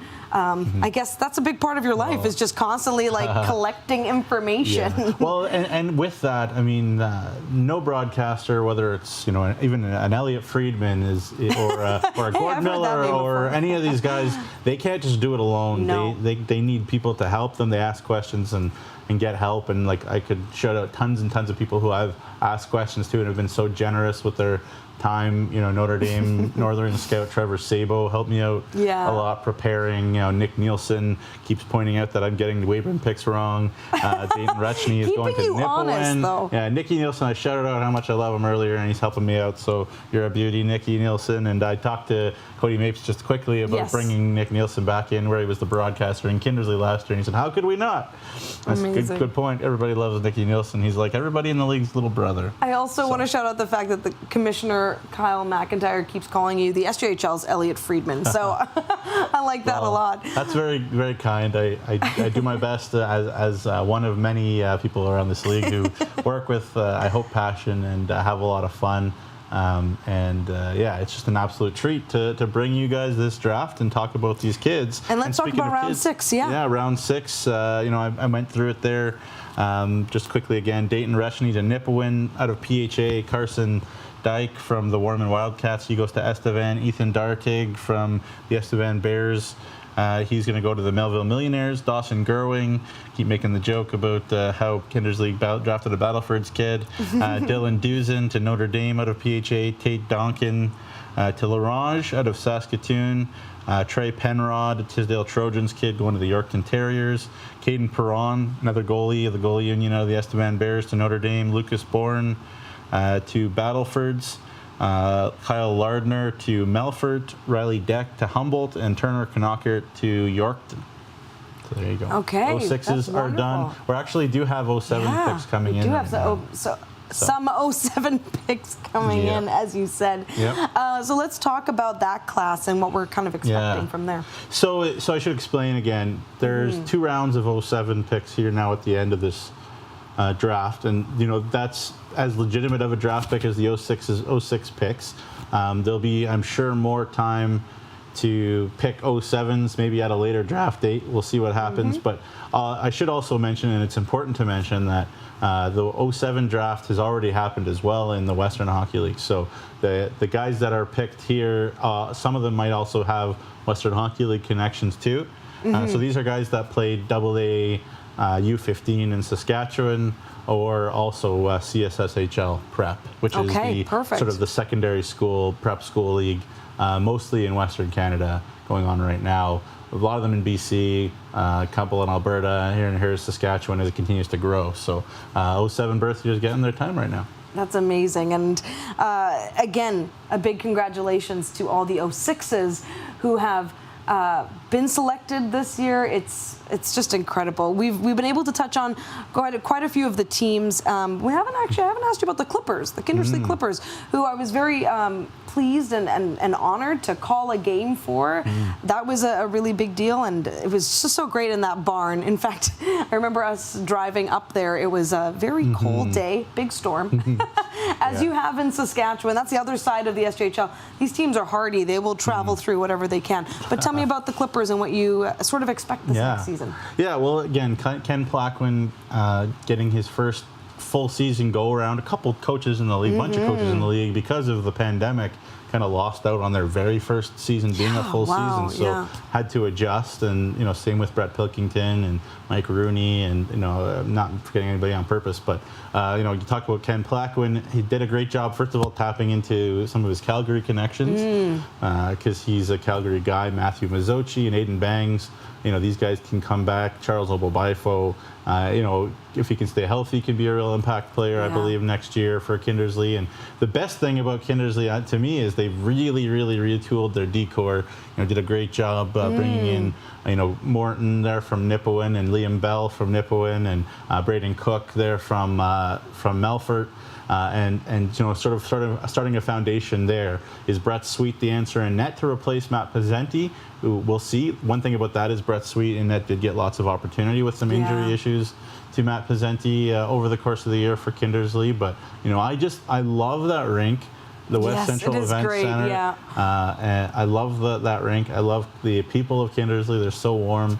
So welcoming, so kind. I know, Nick Nielsen, who moved on from Kindersley to Weyburn, back to Weyburn this year. I know he left, but he left on good terms. He loved it there in Kindersley too, and he said in the chat room that not a lot of people get away with calling him Nicky. But Nicky, I'll call you whatever I want. How about that? But seriously, again, it's a situation too in Kindersley where I'm sure Ken Plaquin will be working, trying to get different guys in, and I know they're really high on Karsten Blanchette, who they brought in, as part of that, I believe, that Mark Snar trade with Melfort. So, they've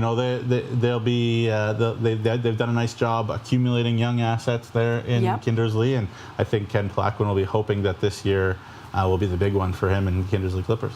Hey, Ryan's asking about any big trades. We do know of one. Can you recall in your notes? Well, so the biggest trade that happened coming into the draft was between Nipawin and Weyburn, in which a bunch of picks went back and forth, and Carter Wickenheiser went from Nipawin to Weyburn, and Wickenheiser family is one that Cody Mapes and Weyburn is very familiar with. So if I keep getting Weyburn Nipawin picks mixed up, it's because they're like sort of all over the place in the world. So they made a ton of pick swaps between those two. So that was kind of the biggest one. Notre Dame made a trade to bring in a pick from Flin Flon in the 6th round.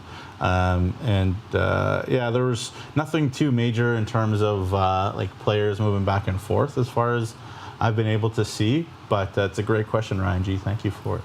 And I'm not sure what we do have in-house so far, but of course the 7th round, which is the first of the 07 born players, that's underway, and we know that there are a few picks in already. Do you have any you can share? Yes. So, one that I want to point out is the 2nd overall pick in the 07 draft of the Nipawin Hawks is Lucas Fidston, his brother Connor. Huge season for the Swift Current Broncos in the Western Hockey League for my good buddy Devin Prott, and made the U18 team for Team Canada. And so his brother Lucas, drafted there by Nipawin out of Northeast AA. Maybe the goalie that people thought, give the goalie Union Horn. I don't know where that went. Disappeared. There you go. But a guy that Kyle McIntyre pointed me out to the commissioner, the Swift Current kid Bernie Weston, drafted by Weyburn as they go for another goalie. So a couple of 07 picks. We have a couple of them, but we'll wait maybe for the full first round to transpire. But first of all, it's great to see. The 06s get their day in the sun. A lot of fun. Obviously, they had to wait longer than most kids would, and unfortunately, that's the way it went. But I think a lot of teams made great picks and made themselves better. And thank you again, wherever you're joining us from, for all of your interaction with us. We are able to see a lot of your comments on all the SJHL social media platforms. That's where we've been live. Started about, now 2.5 hours in. It's been phenomenal so far. Someone's asking about thoughts on Kenyon Unger. Nugsy. Yeah, what are your thoughts on Kenyon Unger? Mine? Oh, you're asking that. Yes. How about that? I like that. We're going to throw it back to you. Yeah, he's a U17 prep player for PHA, and they had a bit of a rough year there for a lot of their programs in PHA, but he's a kid from Warman that made the move down there to Caronport with a lot of skill. And so, we do have an updated round 6. So, he's a really skilled kid. Got called up by the U16s a couple times, and so the raw, but that's the weight you get from 14-year-olds. There you go. And there is round 6, nice on the board for you, crisp and clean. Screenshot it while you have it. I mean, we will be bringing it up before we wrap things up today, going through all those rounds once again. But starting with Dayton Reshny.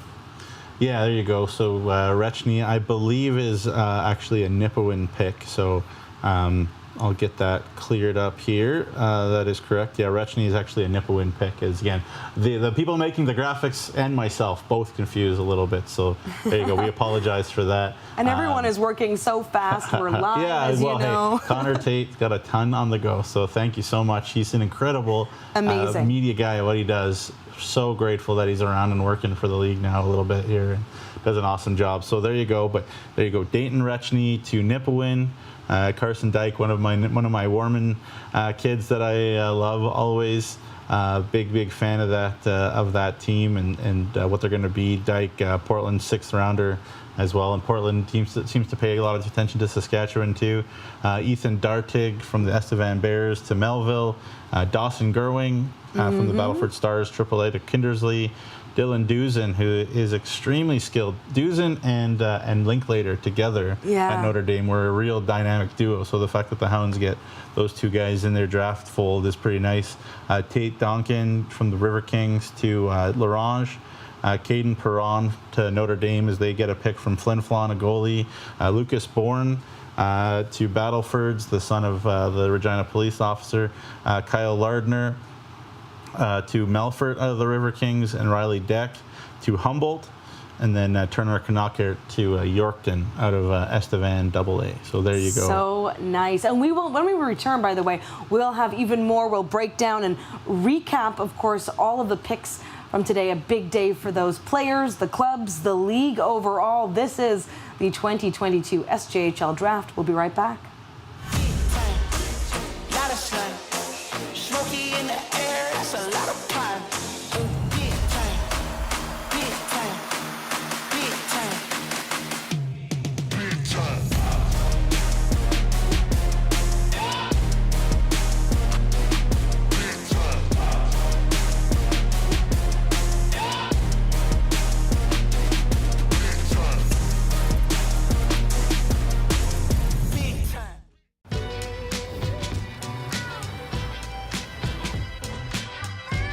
Find random silly moments.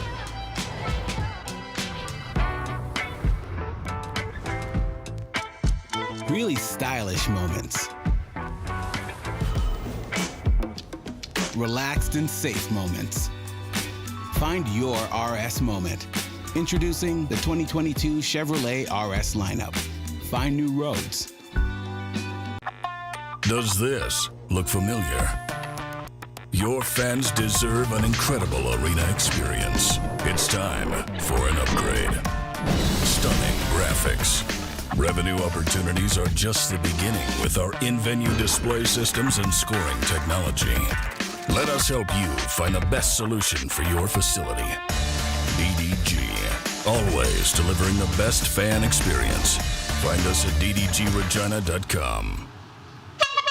Welcome back to the 2022 SJHL Draft. I feel like I'm going to get the hang of that and it'll be the end of the show. That technically is our goaltender horn, but now it's just become our getting pumped up on a Friday horn. And the big part of it is this has been a great live production today. A big thank you to the sponsors to make this all possible: Crime Stoppers, SGEU, Chevrolet, Cook Agronomic Services, IKS Media, Connor Tate, and the 998 social media team. It's been incredible. A big thank you to that, and the league for doing this and for letting us know all about the great talent that is being picked today. We had a phenomenal first round. We were able to hear from Commissioner Kyle McIntyre. We've had plenty of guests on so far: Parker Jasper, Scotty Barnes, Barney. Scott Barney, the Barn Dog. Scotty Barnes plays in the NBA I for know. the Toronto Raptors, but he would probably also be a good coach for the Humboldt Broncos. I love that. I'm like, no, I know who Scotty Barnes is. That's why I'm getting confused. Scott Barney, lots of love to you. Thanks so much for joining us live. Did we mention this is live? Across the SJHL social media channels. A big thank you to everyone tuning in and watching wherever you're from. Thank you. It has been a phenomenal 2.5 hours so far. Some great comments coming in. Lots of congratulations for the teams and the players. We're still wanting to hear a little bit more about your rivalry, some of your best goaltender picks. Share away. We would love to hear it. So as we continue through this, we are in the midst of the 07 picks right now. Again, there's that great comment by Nick Nielsen, by the way. Chance to call him Nicky again, but there's not a lot of people that get away with that, so you're one of the few, Nugsy. Well, there you go. Kyle Adamson sticking up for me too, the governor there for Kindersley. Thanks, Kyle. Appreciate it. I can take care of Nikki though. I'm not too worried. Oh yeah. Okay. Wow. We're just throwing down the gauntlet here. Though I should say Nikki is very strong and was a very good high school wrestler. I understand. So maybe I shouldn't get into the mix with Nikki too much. I was going to say, Nugsy, you pride yourself on knowing everyone's strengths and abilities, so you should be able to, determine your opponents. In hockey, maybe not so much in wrestling. Not so much. If this was the wrestling draft, I might be in trouble. Hey, maybe next time we'll throw some more rounds in there. As mentioned, we are in the first round of the 07s, the 7th round overall today. What can you tell us on that, even if it's a recap from what we just came back from? So the seventh round is completed. Nice. Jace Rask out of the Saskatoon Stallions went first to Battlefords. Lucas Fitzton, as I mentioned, Swift Current kid to Nipawin out of Northeast. Leo Jewett to the Melville Millionaires. Melville with a lot of 07 picks. They want the 07s. Alex Morrison, who used to be the Kindersley pick there, the 4th overall in the 07 draft. He's a Yorkton Q15 young man going to Melville as well, so not too far away from home. Wesley Olson, another Swift Current Broncos U15 to Melville as well. Liam Bursaw, who plays for an awesome program in Northern Alberta, the Northern Alberta Extreme, NAX in CSSHL. He is going to Larange. Langston Gold out of the Weyburn Wings. He'll stay nearby and be drafted by the Yorkton Terriers. The Bernie Weston, the goalie union there, out of Swift Current, going to the Weyburn Red Wings as well. Lincoln Fisher, another name that I heard, as a prime one coming to this draft. Battleford's North Stars. Connor Bear, who Rink Academy in Manitoba, who produces a ton of talent as well. In Winnipeg, they're doing an awesome job stocking the Western Hockey League, and I'm sure they'll start to stock our league too. And Lincoln Fisher, Connor Bear, sort of a Melville area guy as well. He's going to Weyburn. Tice Penrod, who's a Portland Winterhawks draft pick. Skilled young man. Massive year in U15 this year for the Saskatoon Stallions, which is such a good U15 program year after year up in Saskatoon. He's going to Humboldt. Talk about that Humboldt-Saskatoon connection. Yep, there and it Steven is. Staranka, Regina Monarchs to Estevan. Again, there's that Estevan-Regina connection and that Humboldt-Saskatoon connection, and they seem to go to the well and go with what they know. And I should say the Estevan Bruins director of scouting, Todd Ripplinger, is a Regina guy. So lots of connections there to watch Regina kids. Yeah. Hey, we'll take it all day. I did want to shout out some of the great comments that we have on the social media feeds.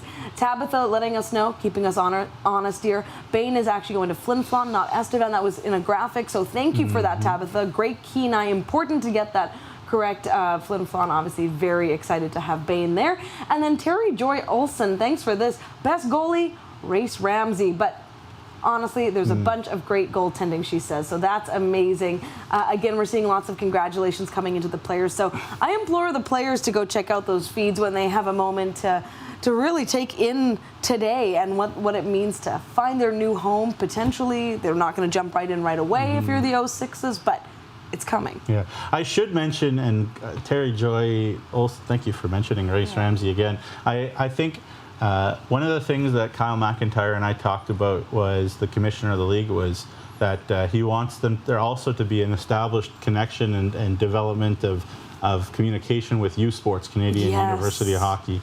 And we saw a lot of guys take that route this past year. A lot of the Estevan Bruins.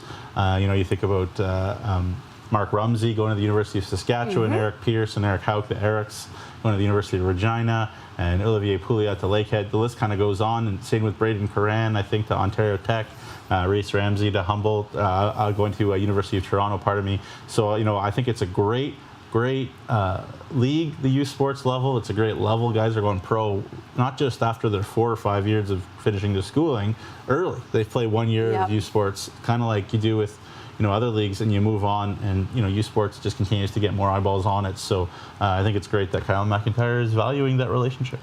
And that's exactly what needs to happen, right? To grow both ends of that relationship, you need to get the talent in from the SJHL, from great leagues like this, and then keep pushing that and keep promoting it, and then see that success at the U Sports level. I was very fortunate to be quite involved with the U of S Huskies, mostly the women's hockey side, but seeing the men's this past season, they had just a phenomenal season. Of course, I was bolstered by the fact that who their head coach was, Mike Babcock. So, when you start seeing different names like that, it's all a chance to grow and get better and promote the game and the players. I should mention the second round of the 07 draft is going to, and we'll recap the first round as well in its wholeness, as we're almost done this draft. Boy, is it blown by. But one name that I have to mention is Dave Sturkach, the 07 birth year, who was called up a bunch by the Pats Canadians this year and looked so impressive. So we do have the second round recap, but Dave Sturkach, the son of Dale Durkach, the Regina Pats legend. You can see his picture at the Pats rink, the Brandt Center. So there you go. The 07 birth years: Jace Rask, Lucas Vidson. You can see it all there on the screen. Liam Bursaw from NAX. It's a great program. Tice Penrod, a very skilled guy. Connor Bear as well. to Weyburn out of Rink Academy in Winnipeg, doing a great job they do there. So, and the goalie, Bernie Weston from Swift Current. There you go, the goalie union, love the goalies. So there you go, he had a great year. Did Weston for Swift Current Broncos U15, and they continue to produce some good talent down in Swift Current out west there. So, very cool. But, Dace Durkach, as I said, really got an opportunity to play for the Patsies, as they were decimated with injuries this year and different times. Yeah. And, they started the year like a house on fire, did the Patsies, and then the injury bug really hit. But Durkach got his opportunity and did really, really well. And I know he caught Brett Pilkington's eye in Notre Dame and the staff down there. And Dace is a little guy, but he can fly. Fearless, got lots of skill like his dad, very similar to his dad, who's a real great guy. Dale Durkach, Roto legend too in Regina, so great to see that family connection keep going. It's wonderful, absolutely wonderful. So we're able to see that first round, of course, of the 7th. Producer Clark, are we able to roll fairly quickly through all the rounds so far? Because right now, of course, the second round of the 07 draft is happening, which is the final round of this entire day. Here's another look. Round 1 started early, 10 o'clock Central. I know that there were hundreds of you watching as Rhett Vedris's name was read by the Weyburn Red Wings. Yeah, exactly. And Rhett, 6'2", 6'3", really great skater. Cody Mapes loves to talk about, his skating, and he's a guy that I could really see where Weyburn Red a good amount next year, if not on a permanent basis. And again, talked about it earlier, Cody Mapes for Weyburn and Mike Rooney, pardon me, my brain's blanking here, for Melville, put their trust in 05s last year. So that would be equivalent to Vedris, coming up this year. So, there you go. Round 2. Yeah, round 2, and we see a couple more guys that, could really jump in. Connor Miller, you heard Scott Barney talk about him, how he's as high end as they get, strong on the puck as they get.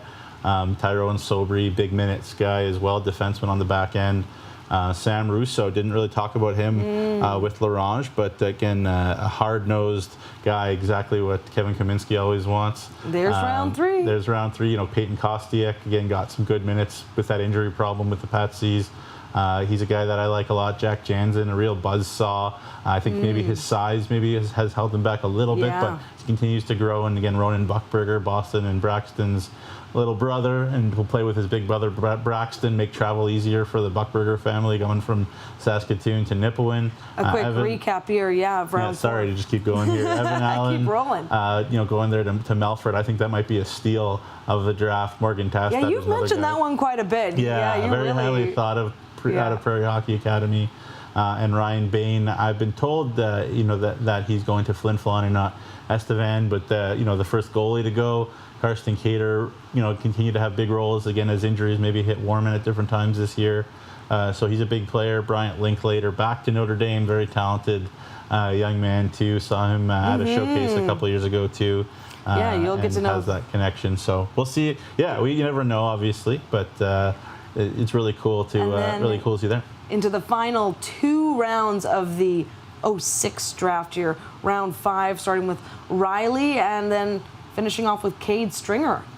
Yeah, so there's another goalie there, Chase Wutsky, who some people thought would be the first one to go. Maybe some people thought Eric Call, but Bain jumped ahead of them both. But 2 goalies on that list there. Hudson Darby was a guy that people had going high, as well as Carter Tuplin, who he'll make some noise at the West Central Arena when he makes some checks. He's a physical young man from the Estevan Bears. Oh yeah, he can crush people. Nate Sylvester, again, another guy who's got some skill on the back end for Melville, out of going to be the Patsies this year. Again, not too far from Melville, so Mike Rooney can call him up. And then round 6 here, you see Dylan Duzen, who is teammates with Linklater at Notre Dame a couple of years ago. They'll have that connection. Austin Reshny to Nipawin is maybe a sleeping giant, a real sleeper pick in this draft. His brother in the AJ as well, doing great things. And the little brother is a hugely thought of prospect in Saskatchewan, probably going to represent Saskatchewan at the Canada Winter Games in February in Prince Edward Island, their little brother. But Dayton's a talent in his own right. So there's the 06 birth years, and now they go to the 07s. Lucas Fitson, his big brother Connor, huge growth spurt, huge year in Swift. So keep an eye on him, 07 birth year. Very talented young man as well. And another, guy that some people will be keying in on, Bernie Weston, the goalie union there. Connor Bear, Melville area guy, physical guy as well. And, all these 07 birth years, it's kind of a real, I don't know if I'm allowed to use the word crapshoot, but I'm going to do it anyways. With 07s, it's always a crapshoot. A bunch of these guys are WHL draft picks. But, it's interesting.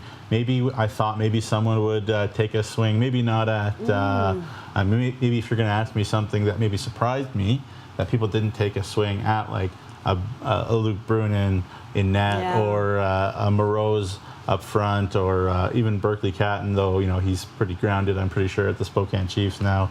But maybe they're seeing those guys maybe as throwaway picks even later in a round. But these guys are being very strategic here. There's no throwaways. No throwaways at all. The talent level is so deep, and we are in the later stages of the second round of the 07 draft, which really is going to wrap things up for us today. So what do we know so far? Noogsy's getting the information as it comes. Some of it might be a little spotty, but I think we've got some of it now. So Caleb Dewar went first in the last round to Battlefords. He's a PHA guy as well. Lots of PHA guys, but Dewar, again, will probably get more ice time moving forward, and they continue to grow that program down in PHA. And I know Braden Klamosko and the Battlefords North Stars keep a close eye on that program.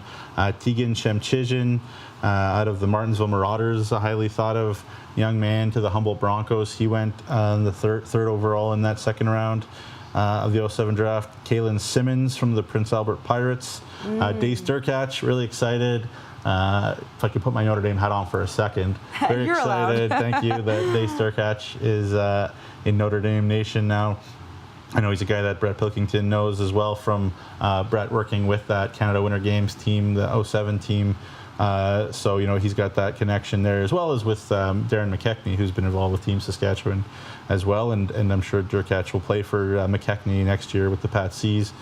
Dayton Deschamps from the Saskatoon Outlaws to Larange. I know Kevin Kaminsky and his staff do a lot of camps in Saskatoon. So there you go. Samuel Wardle from the Saskatoon Generals to Yorkton. Ryan Ulmer from the Regina Pat Blues will go to the Flin Flon Bombers.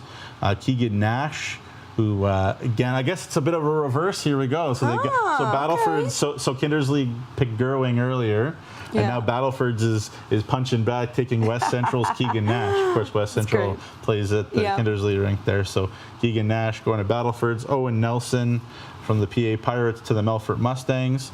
Simon Garchinsky from Martinsville. Again, all those Saskatoon suburbs produce so much talent. Martinsville and Mormon, and obviously Saskatoon itself. So Simon Garchinsky, and then Caleb Potter is the very last pick. Regina Pat Blues committed to the Estevan Bruins. So look, the champs finish us off. Whew. Wonderful. The final pick. Incredible. What a morning. We've said so many names that everyone in the league is going to only get to know even better in the coming season and beyond. We are not going anywhere, mind you. We are going to be back actually after the break with a great final wrap-up on all of the action from today's 2022 SJHL Draft. Daniella Ponticelli, Noogsy will be back after this. Smoky in the air, that's a lot of pine. Big time, big time, big time, big time.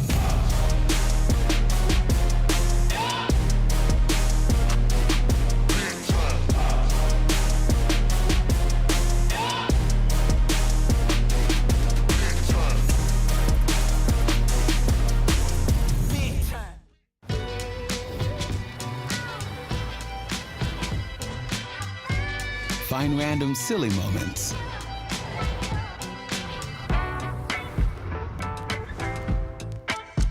Really stylish moments. Relaxed and safe moments. Find your RS moment. Introducing the 2022 Chevrolet RS lineup. Find new roads. Does this look familiar? Your fans deserve an incredible arena experience. It's time for an upgrade. Stunning graphics. Revenue opportunities are just the beginning with our in-venue display systems and scoring technology. Let us help you find the best solution for your facility. DDG, always delivering the best fan experience. Find us at ddgregina.com. Hey, welcome back to the 2022 SJHL Draft. A big thank you again to our sponsors for this production today. Came together beautifully. Crime Stoppers, SGEU, Chevrolet, Cook Agronomic Services, IKS Media, Connor Tate and the social media team who's just been rocking it and making it all possible. And yes, it hasn't been 1,000% perfect, but that is live for you. And so if any of the picks, the teams are a little bit incorrect on the graphics, no worries. The league is going to have all of that for you nicely updated. I mean, that's part of this, right? It's exciting, it's fast paced, and it's all new territory. And we're so glad that you're with us, kind of embracing this whole experience today. Daniella Ponticelli, by the way, alongside Jamie Neugebauer, Nugsy, and the entire IKS Media team. Big shout out to producer Clark, especially, who has been phenomenal. He helped set up pretty much all of this. He's been phenomenal, instrumental in this, and even give us a fan just to cool things down here. So we're fans of producer Clark.